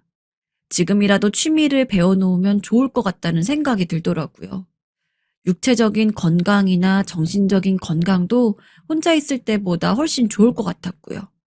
그래서 내가 젊었을 때 뭘 좋아했나 곰곰이 생각을 해보니까 다른 건 몰라도 학교에서 체육 수업 때 탁구를 하는 것만큼은 즐겁게 했던 기억이 있더라고요. 그래서 아들 도움받아서 탁구 동호회를 알아보고 가입을 했습니다. 대부분 나이대가 좀 있는 사람들만 모여 있다 보니까 아무리 젊어도 50살을 바라보고 있더라고요. 환갑이 넘은 나이에 기본 체력도 없으면서 탁구를 제대로 칠 수가 있을까 걱정은 했지만 확실히 그냥 집에 있는 것보다 사람들이라도 만나서 좋아하는 탁구도 치고 탁구를 치지 않을 때도 비슷한 동네 사는 사람들끼리 만나가지고 수다도 떨면서 시간을 보내는 게 너무너무 즐거웠습니다. 아이들 키울 때는 거기서 먹고 살기가 바빠서 다른 곳에 신경 쓸 여유도 없었는데 이렇게 시간도 많고 돈도 많을 때 내가 좋아하는 걸 하니까 확실히 삶의 활력이 돋더라고요. 거봐요. 엄마, 재밌죠? 날이 갈수록 밝아지는 제 얼굴에 첫째 아들이 웃으며 이야기하기도 했습니다. 아마 첫째 아들이 저한테 동호회 이야기를 하지 않았다면 전 평생 그런 거는 모른 채로 살다가 죽었겠죠. 그전엔 아들들이 전화 한번 해주는 게 삶이 낙이라고 해도 과언이 아니었는데 동호회를 다닌 이후에는 매주 동호회 사람들이랑 만나는 토요일을 기다리는 것이 제 삶의 낙이 되었습니다. 게다가 어느 시점부터는 그냥 단순히 동호회 사람들 만나는 것이 즐거운 게 아니라 너무나 마음에 드는 한 남자를 만나는 것이 기대가 돼요. 금요일 밤이 되면 잠도 제대로 못 자면서 설레어하곤 했습니다. 그 사람은 40대 후반이었습니다. 젊은 적 남편이 죽은 이후로 여자로서의 저는 없다고 생각을 했는데 알고 보니까 저도 여전히 여자였던 모양입니다. 이미 나이는 들을 대로 들었지만 마음은 청춘이었죠. 처음에는 그냥 취미가 맞는 동생 정도였습니다. 솔직히 10살 넘게 차이 나는 사람을 첫눈에 남자로 보긴 어렵잖아요. 하지만 서로 만나는 날이 많아지고 이야기를 많이 나누다 보니까 어느 순간 저도 모르게 마음이 가더라고요. 게다가 그 남자도 저를 좋아하는 티를 냈고요. 누님, 저 누님을 진심으로 좋아해요. 누님은 저를 어떻게 생각하세요? 응? 아유, 그게 갑자기 무슨 소리야, 동생. 장난치지 마. 게다가 이미 고백까지 받았었습니다. 당연히 장난이라고 생각을 했지만 동호회에서 만날 때마다 늘 제 옆에만 있고 그러다가 따로 저한테만 연락을 해서 개인적으로 만나기도 하고 그때마다 제 생각이 나서 사왔다며 꽃을 선물해주기도 했습니다. 아유, 오다가 하얀 이 꽃을 보는데 누님 생각이 절로 나서요. 받아주세요, 누님. 어머, 아이고, 고마워라. 이걸 내가 받아도 되나? 거기다 또 어느 날은 본인이 요리를 잘한다면서 도시락까지 챙겨줬죠. 그런 식으로 이것저것 다 해주는데 고백을 장난이라고 생각하려고 해도 그럴 수가 없었습니다. 그 남자는 일찍이 결혼을 했지만 와이프가 바람이 나서 이혼한 돌싱이었어요. 혼자서 애들 키우느라 아내랑 이혼한 이후 연애다운 연애는 생각도 못했다고 했죠. 비록 나이는 저보다 10살 이상 어릴지언정 저랑 비슷한 삶을 살아온 동생이었습니다. 그러다가 이제 애들은 군대에 가거나 대학교에 다니면서 자기 삶을 살고 있어서 지금에 들어서야 본인의 생활을 즐길 수 있다고 하는데 너무 제 옛날 생각이 나더라고요. 저도 딱 그 동생처럼 애들만 보고 살다가 늦은 나이에 저만을 위한 삶을 사는 게 얼마나 재미있는지 알게 되었으니까요. 그 동생이야 저보다는 젊은 나이에 이렇게 취미 생활을 즐길 수 있을 정도로 좋아지긴 했지만 그래도 한창 좋은 시절 다 보냈다는 게 참 불쌍하기도 하고 동질감이 들기도 하고 안 그래도 그 동생이 점점 남자로 보이고 있는 상황이었는데 그렇게 저랑 닮은 부분까지 있다니까 저는 더욱더 속절없이 그 동생에게 빠져들기 시작했습니다. 그러다가 결국 그러면 좋은 사이로 지내보자며 마음도 받아주었죠. 요즘 시대에도 10살 이상 나이 차이가 나는 건 신기하게 받아들여질 테고, 그게 아마 제 정도 나이에서 10살 이상 차이가 나는 건 더욱 그럴 거긴 합니다. 또한 여자가 연하가 아닌 남자가 연하이니 남들 시선을 신경 쓸 수밖에 없었습니다. 하지만 그래도 다들 최소한 겉으로는 저와 그 동생이 사귀는 것에 대해서 아무 말도 안 하더라고요. 오히려 축하한다고 해주고 제 젊었을 적보다는 사람들의 인식이 그렇게 나쁘지 않아 보였습니다. 그래서 조금 더 마음 편하게 그저 동생과 좋은 관계를 유지할 수 있었던 것 같아요. 비록 나이는 있지만 젊은 친구들과 비슷한 데이트를 즐겼다고 생각을 합니다. 참 다정하고 섬세한 구석이 있어서 제가 뭘 좋아하는지도 먼저 알아채고 조금 괜찮아 보이는 곳이 있으면 본인이 미리 알아놨다면서 예약도 하고 저를 데려갔죠. 늦은 나이에 이렇게까지 마음을 설레게 하는 남자는 난생 처음이었습니다. 그 친구와 함께 있다 보면 제가 진짜 여자라는 것을 알 수 있었죠. 평생 이런 시간이 계속됐으면 하고 바라기도 했습니다. 하지만 정말 신기하게도 그 친구도 저랑 비슷한 생각을 했었는지 한 반년 정도 만남을 지속해 왔을 때 그 친구가 제게 프로포즈를 했습니다. 누님, 앞으로도 제 남은 인생은 누님과 함께 보내고 싶어요. 성대한 결혼식까진 무리겠지만 저랑 결혼해서 함께 살아주세요. 정식으로 결혼을 해서 부부로서 같이 살자는 프로포즈였죠. 물론 제가 그 친구와 평생 함께하고자 하는 마음을 가졌던 것은 맞습니다. 하지만 실제로 받은 프로포즈에 대해서는 고민을 안 할 수가 없었습니다. 생각해 보겠다고 하고 몇 날 며칠 잠도 안 자면서 고민했습니다. 결혼해야 할까? 이 나이에? 하지만 생각보다 결론은 금방 났습니다. 진지하게 생각을 한다고 하더라도 그냥 혼자 이렇게 외롭게 늙어 죽는 것보다는 차라리 같이 늙어가면서 의지를 하면 좋을 것 같았죠. 물론 그러기 위해서는 아들들한테 말하는 것이 먼저였습니다. 아들들은 제가 그냥 취미로서 동호회를 나가면서 친구를 만나고 잘 살고 있는 줄만 알지, 제가 따로 연인이라고 부를 만한 사람이 있다는 것을 아예 모르는 상황이었습니다. 아들한테 일부러 숨긴 것은 아닙니다. 하지만 굳이 이야기를 안 한 것도 맞습니다. 그래도 엄마이고 부모인데 괜히 좀 부끄럽기도 하고, 하지만 사귀는 거야 말을 안 한다고 하더라도 결혼에 대한 프로포즈까지 받았는데 그걸 비밀로 할 수는 없었습니다. 내가 동호회에서 만나게 된 남자가 있는데 너희들한테 소개를 좀 시켜주고 싶구나. 혼자 생각하고 끝낼 순 없었기에 처음으로 아들들한테 이 문제에 대해서 의논을 했습니다. 동호회에서 만나게 된 40대 후반의 남자가 있다. 어찌저찌 남자 쪽이 먼저 고백을 했고 난 고백을 받아서 좋은 관계로 잘 지내고 있었는데 얼마 전에 그 친구가 나한테 프로포즈를 했다. 난 솔직히 너네도 다 결혼하고 나서 혼자 사는 게 너무 외롭고 쓸쓸하기도 하다. 그래서 가능하면 그 애랑 결혼을 해가지고 잘 살고 싶다. 너희는 어떻게 생각하냐? 솔직히 그렇게 말을 하면서도 전 아들들이 당연히 제 결혼을 찬성할 거라고 생각을 했습니다. 아들들은 언제고 제가 좋은 사람 좀 만났으면 좋겠다면서 이제 자기들도 다 컸으니 엄마도 엄마 인생 살라고 입이 아프게 얘기했던 애들이거든요. 그러나 제 이야기를 들은 아들들의 표정은 썩 좋지 않았습니다. 한동안 제 이야기를 곱씹는 듯 하더니 어쩐 일인지 둘이 입을 모아서 절대로 안 된다고 하더군요. 엄마, 정말 결혼까지 해야겠어요? 그 사람이 어떤 사람인지도 우린 제대로 몰라요. 막말로 엄마 돈을 탐내고 접근한 거면 어떡해요? 조금만 더 생각해 보세요. 솔직히 저희는 반대예요. 그렇게까지 대놓고 반대를 할 줄을 몰랐기에 전 놀랐습니다. 제가 그동안 무슨 선택을 해도 엄마가 그렇게 생각했으면 해보라고 이해를 해주던 아들들이었는데, 하지만 둘이 저를 얼마나 생각하는지 알기 때문에 그 반대에 대해서 화가 나지 않았습니다. 그저 당황스러웠을 뿐이었죠.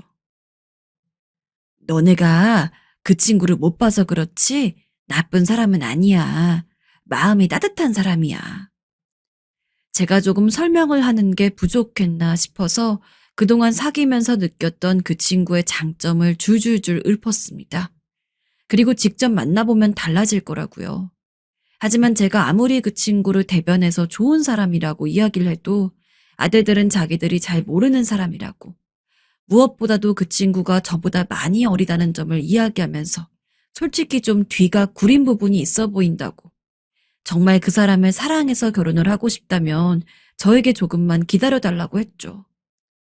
기다리는 것 정도의 일도 아니었기에 전 그 친구의 프로포즈를 당장 받아들이진 않고 보류를 하고 있었습니다.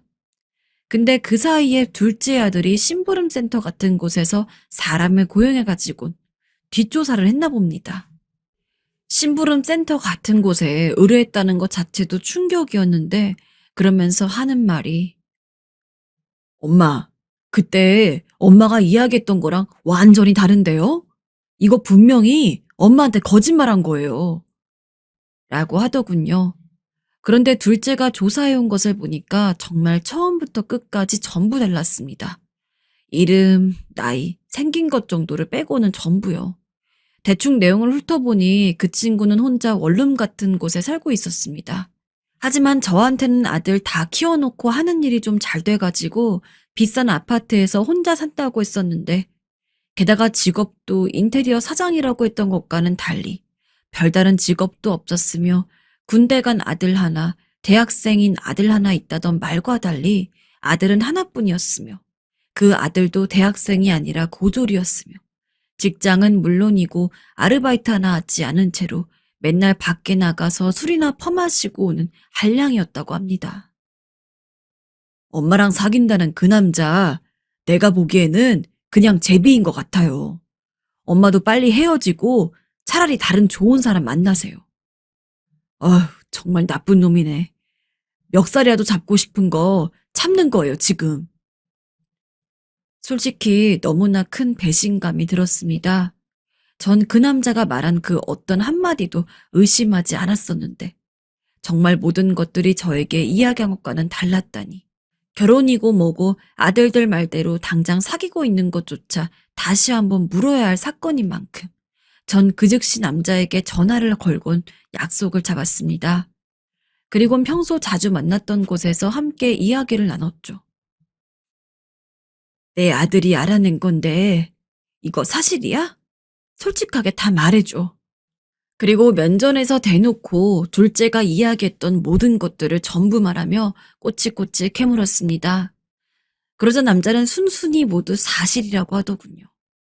화가 나서 손이 덜덜 떨리고 있는 중에 남자가 이야기했습니다.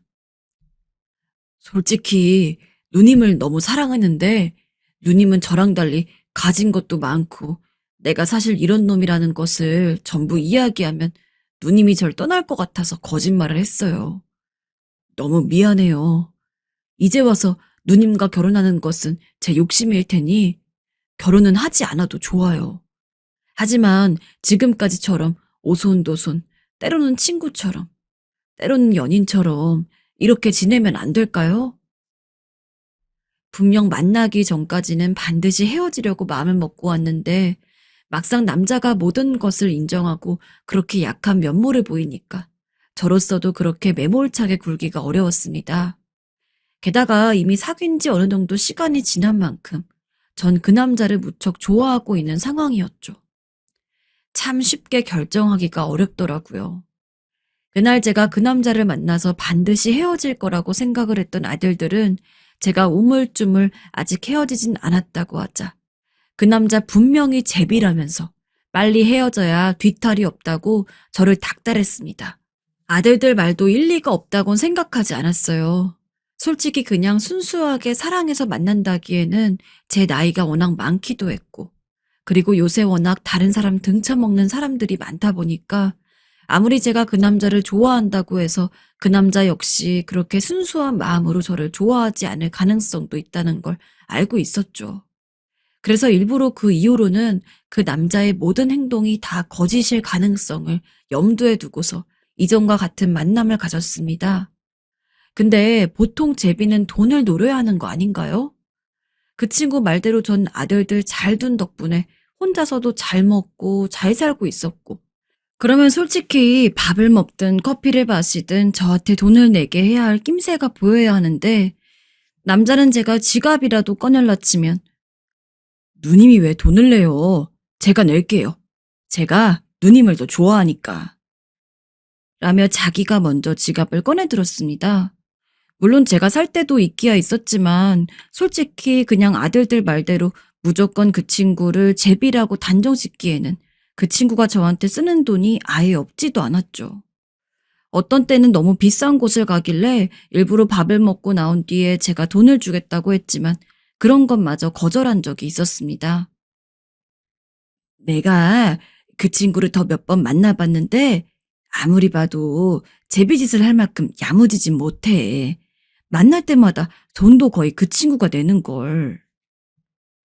아들들한테 이런 부분에 대해서 이야기를 해보았지만 아들들은 그래도 그럴 리가 없다면서 만약에 정말로 그 사람 꼬임에 넘어가서 결혼이라도 하게 되면 그때는 본색을 보일 거라고. 지금은 제가 결혼을 하고 있는 상황이 아니기 때문에 괜히 나 자기가 섣부른 짓해서 놓칠까봐 일부러 돈도 쓰고 잘해주는 거라며 저보고 제발 정신 차리라고 합니다. 아들들 말이 맞을까요? 아니면 제가 보는 그 친구의 진심을 믿어야 할까요?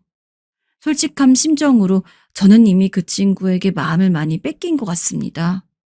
오히려 한번 나쁜 사람이라고 생각을 했었다가 정말로 진심으로 나를 좋아할 수도 있겠다는 결론에 가까워지니까 이전보다 훨씬 더 그 친구가 좋아진 것 같습니다.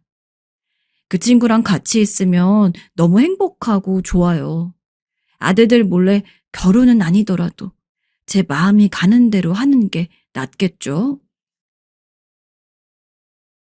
열심히 살아왔다고 생각했는데 다른 것들은 오히려 쉽게 잘 풀리는 것 같은데 왜 이렇게 꾸준히 제 앞길을 막는 것들이 등장할까요? 심지어 그게 남이라면 차라리 체념하고 마음 편히 원망하고 물러설 수 있을 것 같아요. 그러나 그게 가족이 되다 보니 쉽지 않고 늘상 저 스스로를 원망하게 됩니다. 지금도 중요한 선택의 갈림목에 있는데 마음 같아선 다 엎어버리고 싶어요. 저는 현재 60대의 삶을 살고 있는데도 불구하고 아직도 저의 친정으로부터 휘말려 나오지 못해서 힘들게 살고 있어요. 진즉 독립은 했지만 정신적으로 무척 힘든 날들을 보내고 있는데요. 사실 제가 자랐던 배경 역시 가족들은 큰 힘이 돼주지 못했어요. 다들 저보고 어떻게 그리 살았냐고 혀를 내두를 정도로 힘든 삶을 살아왔어요. 60년대는 우리나라도 전후를 지나고 모든 게 혼란스럽고 복잡하던 때라 멀쩡한 사람들도 전쟁을 겪고 재산을 잃고 저마다 빠르게 적응하려고 각자의 고난을 겪었어요. 그 중에서는 빠르게 극복하고 치고 올라가는 사람도 있었지만 대부분의 서민들은 무척 가난했어요. 저에겐 3살 터울의 남동생이 있었는데 우리는 늘 부모님이 싸우는 모습을 보면서 오들오들 떨었어요. 그런데 그런 불편함을 느낄 새도 없이 더더욱 우리를 괴롭혔던 건 배고픔이었어요. 밥벌이도 제대로 하지 않고 돈도 없이 맨날 엄마에게 찾아와 돈을 뜯어가려고 하고 술에 잔뜩 취해서 들어오던 아버지는 그야말로 공포 그 자체였습니다. 아버지에게 당하고 울고 있는 엄마에게 몇 번이나 간청을 했던 것 같아요. 엄마, 우리 아빠 버리고 멀리 도망가자. 그런 말을 하는 것이 하나도 이상하지 않을 정도로 아버지의 상태는 여간 심한 것이 아니었어요. 결국 어느 날 밤 우리를 데리고 먼 곳으로 도망가게 되었어요. 그렇게 무섭고 외로운 밤길을 지나 엄마가 알아둔 작은 동네로 이사하게 되었습니다. 엄마는 어떻게든 우리를 데리고 먹여 살려보겠다며, 그리고 그렇게 자기를 괴롭히던 남편으로부터 해방되었다는 마음이 컸는지 초반에 아주 열심히 일을 하러 다니곤 했어요. 당시 저는 8살이었고 5살 배기 동생을 데리고 늘 집에 있으면서 줄인 배를 안고 힘들게 엄마를 기다렸었어요. 엄마는 동생까지 있어서 그런지 늘 저를 큰아이 취급했었어요. 지나보면 그런 말을 할 수도 있었겠다 싶지만 그래도 늘 가슴 한켠으로는 외로움이 있었던 것 같아요. 영순이 너가 늘 정신을 똑바로 차려야 해. 의젓하게 있어야 된다. 엄마가 없을 때는 네가 늘 준식이를 돌봐야 하는 거야. 저도 나름 어리광 부리고 싶었던 나이였지만 어쩔 수 없이 엄마의 말을 듣고 늘 집을 잘 지키면서 동생이 사고치지 않도록 돌보고 집에 돌아온 엄마를 도와 밥 짓는 것도 함께 하고 차리기도 하고 치우는 것도 도왔어요. 그러던 어느 날 몹시 서운한 일을 겪게 되었고 그때 어린 마음에 얼마나 울었는지 모릅니다. 엄마는 여느 날처럼 동네 아줌마들과 일을 하러 나가고 저는 동생 준식이와 개울가에서 놀고 있었어요. 평소처럼 놀고 있었으나 우린 늘 뭔가 잘 먹지도 못하고 삐쩍 말라 있었던 차에 저도 딱히 기운도 없고 멍하니 보고 있었던 것 같아요. 그런데 잘 놀고 있는 것 같던 동생이 갑자기 눈앞에서 사라지면서 둔탁한 소리가 들렸어요. 당장 시야에서 사라진 것을 알고 저도 얼마나 놀랐는지 몰라요. 악을 쓰면서 동생을 찾았어요. 준식아! 준식아! 아무리 소리를 질러도 들리지 않았고 개울가 한쪽이 으슥했기 때문에 저도 순간적으로 겁이 났어요. 계속해서 외쳤는데도 답이 안 돌아오는 것을 보며 겁에 질려 계속 울었고 아무리 봐도 동생이 보이지 않아서 결국 지나가는 동네 아저씨들에게 도움을 청했어요. 우리 동생이 여기서 놀다가 물에 빠졌나 봐요. 안 보여요. 살려주세요. 엉엉 울면서 말하는 제 말을 듣고 아저씨들이 바로 말을 하시더군요. 여기서 애들이 잘 빠져. 저번에 건너집 애들도 빠져가지고 저 밑으로 흘러갔잖아. 그러더니 어디로 나왔는지 안다며 바로 뛰어가시는 게 아니겠어요? 전 아저씨들 걸음만큼은 못 따라가지만 그래도 울면서 따라가려고 열심히 애쓰며 뛰어갔어요. 한참을 뛰어서 방향대로 가보니 아래쪽에 이어지는 개울가 한편에 동생이 누워있는 게 보였어요. 완전히 기절해서 온몸이 젖어 있었고 그걸 아저씨와 주변 아줌마들, 아이들이 몰려와서 돌보고 있는 모습이 보였습니다. 보자마자 전 비명을 지르며 쫓아갔어요. 준식아! 내 동생이에요. 알고 보니 저와 놀던 개울가 쪽에서 잘못 빠진 동생은 그대로 물에 쓸려 내려왔고 이어진 개울가 쪽에 있던 아주머니들이 잡아서 건져내신 것이었어요. 울면서 동생을 업고 집으로 왔고 얼마 없는 옷으로 갈아입혀주면서 껴안고 한참을 미안하다 미안하다 하며 사과했어요. 그러던 차에 엄마가 돌아오셨고 전 보자마자 뛰어나가서 울며 있던 일들을 말했어요. 엄마, 준식이가 저 개울가에서 떠내려갔어. 아줌마 아저씨들이 구해줬어. 이 말을 들은 엄마는 안 그래도 지치고 피곤한 얼굴이었는데 갑자기 표정이 확 변하더니 이후 이어진 행동은 저에게 더 크나큰 상처를 안겨주었습니다. 뭐라고? 내가 준식이 잘 보라고 했어, 안 했어? 그래서 저 몰골이 된 거야? 다 너 때문이야. 내가 그리 말했거늘. 전 순간적으로 엄마의 행동에 너무 당황스러웠습니다. 나도 그 당시 뭘 몰랐고 잠깐 한눈 팔았던 것은 잘못했으나 나 역시 동생을 잃을 뻔한 슬픔으로 놀라 있었는데 이렇게 내게만 뭐라 하시다니요. 섭섭하고 가슴이 아팠습니다. 엄만 그렇게도 분이 풀리지 않는지 연신 저에게 원망의 말들을 퍼붓는데 정말 그대로 듣고 앉아서 감당하기가 힘들었어요. 너 때문에 되는 일이 없어. 네가 생겨서 내가 네 아버지랑 결혼해서 이런 인생을 사는 게 아니냐. 아이고, 내 발자야. 엄마, 미안해요. 정말이지 엄마가 그렇게 나를 미워하고 있는지는 생각도 못했어요. 난 엄마를 늘 불쌍하게 생각하고 좋아했는데 동생을 한번 잃어버릴 뻔한 일로 나를 이렇게까지 때리고 욕을 퍼부을 줄 몰랐어요. 그렇게 시간이 흐르고 엄만 이후로 묘하게 변해서 무슨 일만 있으면 저한테 짜증을 내고 성질을 부렸어요. 그런 엄마가 무섭기도 하고 한편으로는 사랑을 더 받고 싶은 마음에 잘해보겠다고 무리를 했지만 그때마다 엄마는 머리를 쥐어박기 일쑤였어요. 정말 괴로운 날들을 보내고 있는데 이윽고 엄만 저에게 있어 완전 쐐기를 박는 일을 명령하게 되었습니다. 영순이, 너 이리 와서 앉아봐라. 왜요, 엄마? 엄마가 뭔가 진지하게 할 얘기가 있는 듯한 표정으로 저를 불렀는데 엄마의 말을 듣는 순간 전 미친 듯이 울부짖으며 엄마에게 매달렸어요. 네 여기 건너 국밥집 알지? 거기 아줌마가 밥도 주고 고기도 먹여준대. 잠도 재워준댄다. 너 한동안 거기서 지내라. 이 말에 얼마나 서러움을 토하면서 내가 잘하겠다고 제발 보내지 말아달라고 빌었어요. 엄마 내가 잘못했어요. 내가 준식이랑 더 잘 있을게. 여기 있게 해줘요. 안 돼. 이렇게 살다가는 셋 다 굶어 죽어. 영순이 넌 국밥집 가서 밥도 얻어먹고 일도 하고 거기서 뜨뜻한 데서 자라. 한 명이라도 살아야 해. 어쩔 수 없어. 전 엄마 곁에서 떨어지고 싶지 않았으나 이어지는 엄마의 행동에 어쩔 수 없이 받아들이는 수밖에 없었습니다. 가라는데도 왜 말을 안 들어? 너만 가면 해결돼. 너 때문에 내 인생이 이 모양이야. 그 말과 함께 엄마는 절 강하게 밀쳤고 전 그대로 고꾸라져서 가만히 엎드려 있었어요. 이젠 아버지보다 엄마가 더 무서워지기 시작했어요. 결국 전 속으로 울음을 삼키며 얼마 안 되는 짐을 갖고 근처 국밥집으로 건너가게 되었어요. 정말 울며 겨자 먹기로요.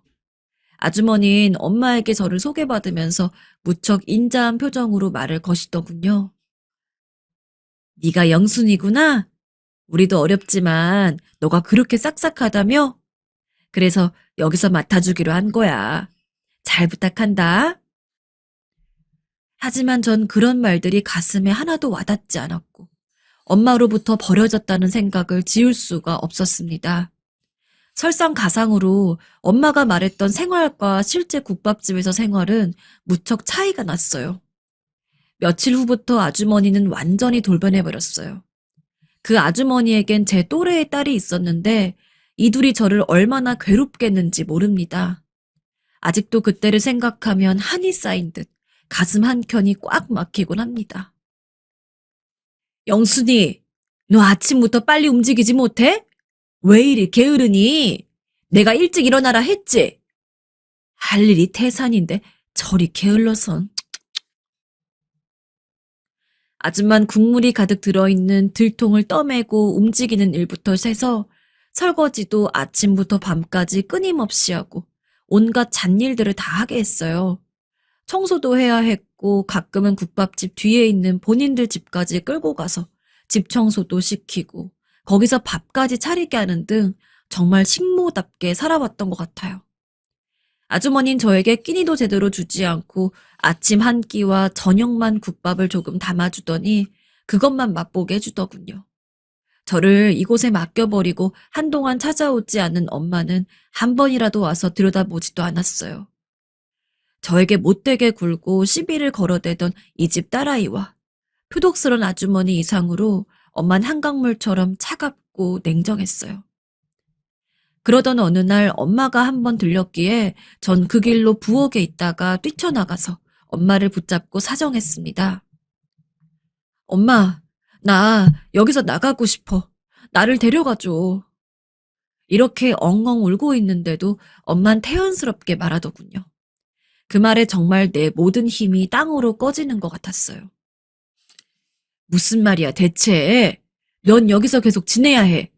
오늘도 엄만 돈 받으러 왔단 말이야. 엄마는 내가 그렇게 구박받고 서름을 당하며 끼니도 못 먹고 이 집에서 버티며 지냈던 것을 돈으로 환산해서 아주머니에게 받아가더군요. 그러면서 하는 말은 정말 차라리 얻어맞는 게 나을 정도로 날카로웠어요. 영순이 네가 무슨 고생이야. 나랑 준식이가 고생이지. 여기서 맨날 국밥이나 뜨시게 얻어먹고 뜨신 방에서 뒹구는 주제에 배부른 소리 마라. 그러자 옆에서 아주머니도 거드는 게 아니겠어요? 정말 둘 다 천하의 원수가 따로 없다고 느껴졌어요. 그러게 말이야. 영순이 너는 분에 겨운지도 모르네. 우리 집처럼 잘해주는 곳이 어디 있다고. 계집애가 되바라지기만 해서. 그러더니 엄마가 돌아가고 아주머니는 나를 뒷방으로 끌고 가더니 윽박을 지르더군요. 앞으로 오늘처럼 니네 엄마한테 쓸데없는 소리하면 가만두지 않을 거야. 얌전히 일이나 해. 그리고 오늘은 밥 없어. 그러면서 잠을 잘 수 없을 정도로 저에게 잡일들을 다 떠맡기고 딸의 심부름부터 온 뒤치다거리까지 정말 쉴 새 없이 힘들게 만들었어요. 지나보니 어린 저에게는 너무 가혹한 노동이었던 것 같아요. 그렇게 어느덧 시간이 지나갔는데 사람이란 참 간사하고 슬픈 것이 어느 정도 환경에 적응하게 되더군요. 너무 괴로운 시간이었지만 그마저도 살아가게 되더라고요. 그런 사이 지나가는 엄마와 동생을 보았어요. 돈 받을 때 말고는 코빼기도 보이지 않던 엄마는 저와 살던 때와 달리 조금 윤기가 나 보이고 동생도 제법 키가 컸더군요. 누가 보면 딸인 저라고는 당연히 없는 가정처럼 제법 멋을 내고 돌아다니는 걸 보니 정말 속으로 분이 가시질 않았어요. 나를 이런 구석에 넣어놓고 내 앞으로 나오는 돈을 저렇게 챙겨서 돌아다니다니. 정말 용서할 수 없고 너무 가슴이 아팠습니다. 언젠가는 남동생에게 다가간 적도 있었어요. 그런데 동생은 절 보더니 흠칫 놀라선 뒷걸음질을 치더라고요. 엄마가 누나랑 말하지 말랬어. 라고 하면서요. 결국 전 근처에서 물어보고 알아본 정보들을 가지고 국밥집을 결국 나가게 되었어요. 아마 제가 나가버리게 된다면 엄만 더 이상 나로 인한 돈을 받지 못하겠지만 전 그 당시 너무 힘들어서 몸이 완전히 마르고 어지럽기도 하고 걷다가 토하기도 하는 등 여기서 살다간 제명에 못 살겠다는 생각뿐이었으니까요. 국밥집에 오시던 다른 아주머니가 서울 쪽에 가면 그래도 뭔가 다를지 모르다고 하시면서 제 사정을 딱히 보셨는지 얼마를 쥐어주셨어요. 진짜 얼마 안 되는 돈이었지만 그걸 가지고 15살에 서울로 올라가서 식당 일을 조금씩 하면서 돈을 모으게 되었습니다. 다시는 엄마에게 가고 싶지 않았고 전 저대로 정말 피눈물 나는 노력을 하며 살아가게 되었는데요. 아무리 생이 힘들고 낯설게 만나는 사람들이 저를 괴롭게 한다지만 그래도 친엄마가 저에게 했던 그 모진 말들이나 행동들, 나와 동생을 차별해댔던 모습들에 비할 것이 아니었어요. 감사히도 저를 먹여주고 재워주시던 식당은 우리 고향에 있던 국밥집과는 전혀 달랐고 주인 할머니께서는 무척 저를 따뜻하게 대해주셨어요. 아이고, 가엾어라. 제 어미한테 그런 꼴을 당했으니 얼마나 힘들었을꼬. 근데 네 애미도 너무 원망하지 말아라. 다들 힘들었을 거다. 지금부터 열심히 살면 된다. 이렇게 저를 봐주신 할머니 덕분에 전 힘을 내서 식당에서 일하며 밥도 세 끼 꼭 다 챙겨 먹을 수 있었어요. 한 달치를 채우면 그때마다 주시는 돈들을 모아두고 이후에 전 이대로 살다간 계속 식당에만 있을 것 같아서 검정고시도 공부하게 되었어요. 그렇게 해서 평생 해보지 못했던 공부를 제 손으로 힘겹게 해내어 어렵게 따게 되었습니다. 이후 20살이 되자 작은 회사에 격리로 들어가게 되었어요. 검정고시도 땄다고 하니까 나름 그 점을 좋게 봐주셨고, 매번 국밥집이며 식당을 돌면서 계산을 해서 그런지 이런 부분에서는 그래도 부족하진 않았던 것 같아요. 윗분들에게 신입이 일을 야무지게 하네 라는 칭찬들도 몇 번씩 들었고요. 아마 당시 저는 지금 있는 자리에서 조금씩 더 높이 올라가고 싶고 그걸 위한 노력을 어떻게든 해야겠다고 생각을 했었나 봅니다. 기회를 놓치고 싶지 않았으니까요. 그러던 중 문득 엄마 생각이 나더군요. 미약한 성공이었지만 배운 거 없는 제가 검정고시도 따고 직장도 있어서 제대로 된 월급도 받고 시간도 벌써 국밥집을 떠나온 지 십몇 년이 지났기 때문이에요. 시간을 한번 내어서 고향에 한번 가보았는데 사실 엄마와 동생이 그대로 머물러 살고 있을 확률은 저도 장담할 수 없었어요. 그래도 혹시 몰라서 가보았는데 역시나 엄마와 동생은 그곳을 떠나고 없더군요. 국밥집에서 일했던 영순이라고 하니까 기억하는 분들이 있었고 당시 제가 일했던 국밥집도 무슨 문제가 있었는지 싸움이 나서 이후에 장사를 접고 멀리 이사 갔다고 해요. 그렇게 결국 엄마를 만나보지 못한 상태로 돌아오게 되었는데요. 사실 원망스럽기도 했지만 한켠으로는 어찌 살고 있는지 궁금하기도 했고 내가 이렇게 당신 없이 떳떳이 잘 지내고 있다는 사실을 알려주고 싶기도 했어요. 그런데 아예 못 보고 돌아오는 길 아예 종적을 알 수 없을 정도로 그 자리에서 사라져버린 엄마와 동생을 보니 마음이 편치 않더군요. 그래도 어쨌든 돌아와서 전 다시 제 일상에 집중하는 수밖에 없었습니다. 다행히 일하던 회사에서도 아주 조금 직급이 올라갔고 돈도 그럭저럭 모았던 차에 저를 좋게 보신 회사분이 중매를 해주셨어요. 전 양가 부모님이고 형제고 아무것도 없다고 했는데도 이런 저를 기특하게 보셨는지 야무지고 생활력이 강하다며 어떤 남자분에게 소개를 시켜주시더군요. 몇 번 만나보니 그 남자는 꽤 괜찮은 사람이었어요. 당시 시부모님이 부모 없이 살아온 저를 마음에 들어 하실까 많이 걱정했는데 첫 만남에 얼굴도 인성도 참하고 이쁜 아가씨가 들어왔구나 라며 저를 좋아하셨어요. 그 점이 그저 눈물이 날 정도로 감사하게 느껴졌지요. 결국엔 우린 조촐한 결혼식을 올리게 되었고 아이도 낳게 되었어요. 남편은 부족하지 않은 가정에서 자란 사람이었고 우직한 성격이었으나 저를 무척 아껴주고 많은 배려를 해주었던 좋은 사람이에요. 제가 부모복은 없으나 배우자를 어쩌면 이렇게 잘 만났을까 싶을 정도였는데요.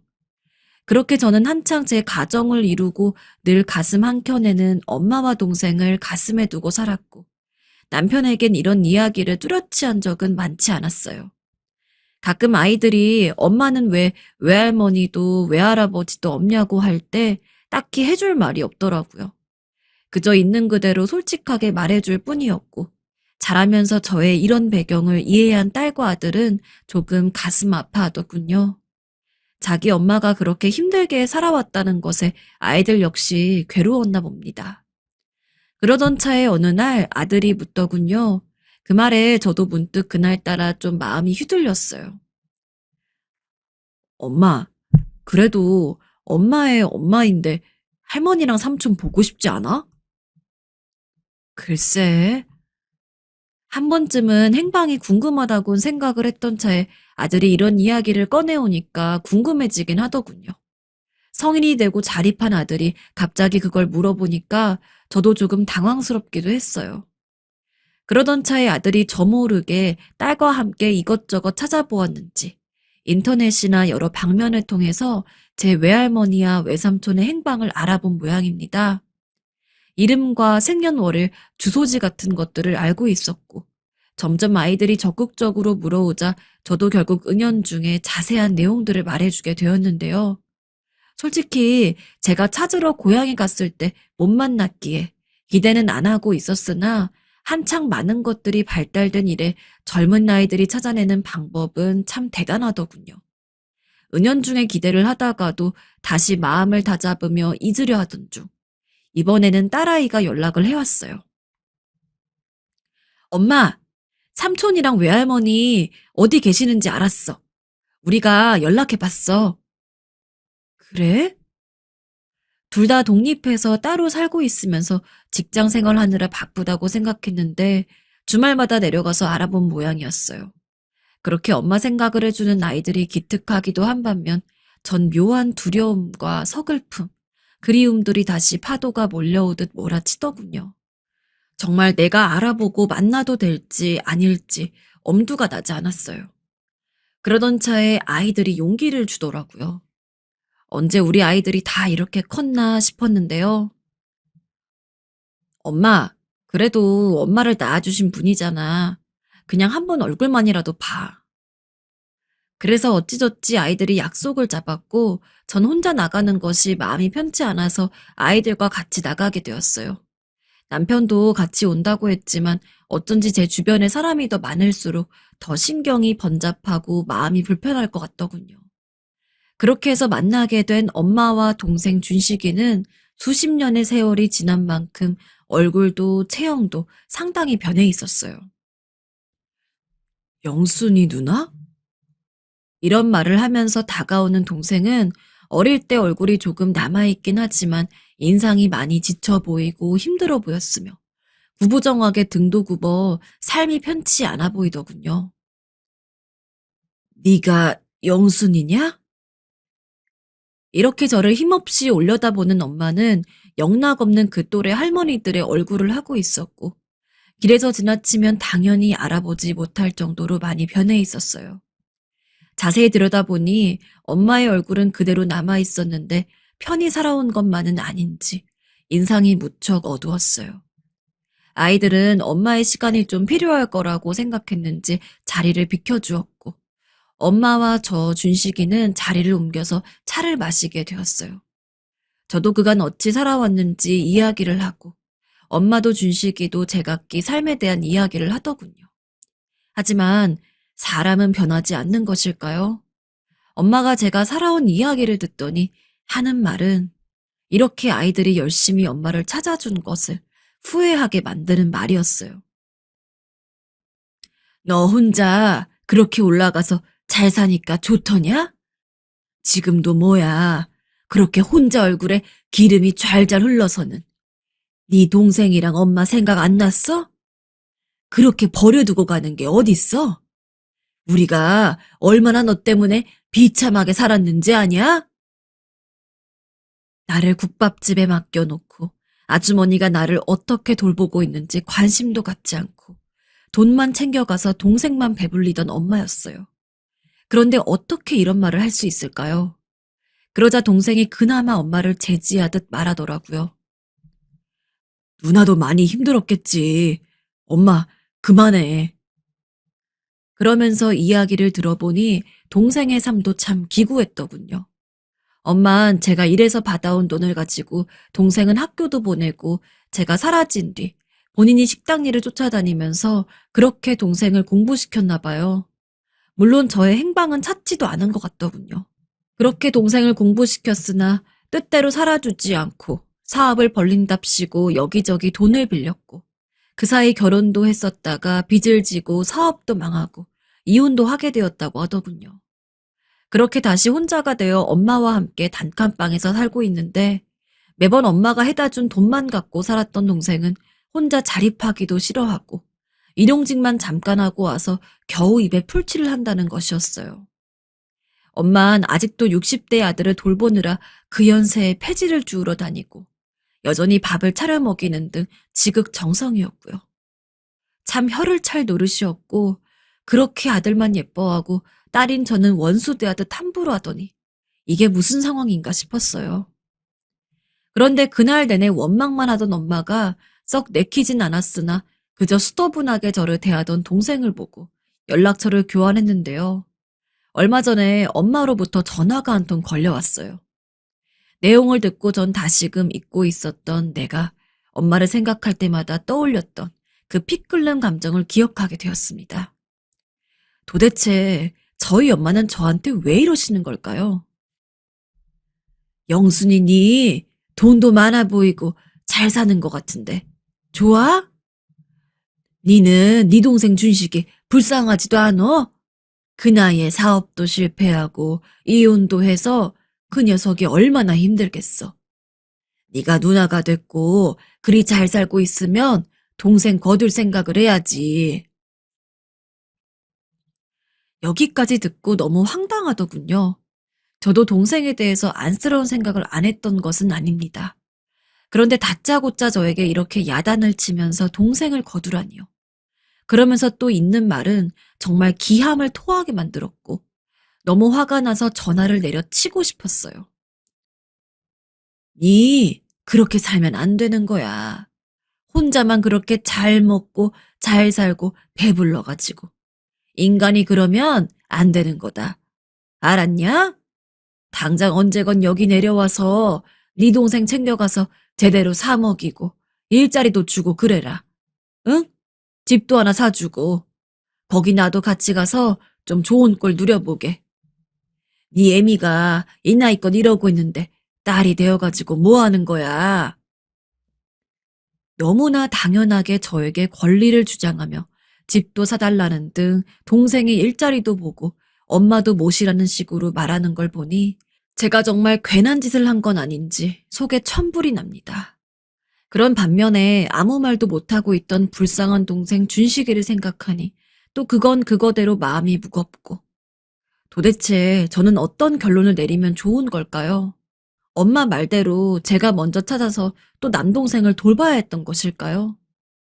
제가 어릴 때나 나이가 들어서나 언제나 제 탓만 하고 원망만 하는 엄마를 보니 이젠 모든 게 다 헷갈리고 가슴이 타들어가는 듯 괴롭습니다.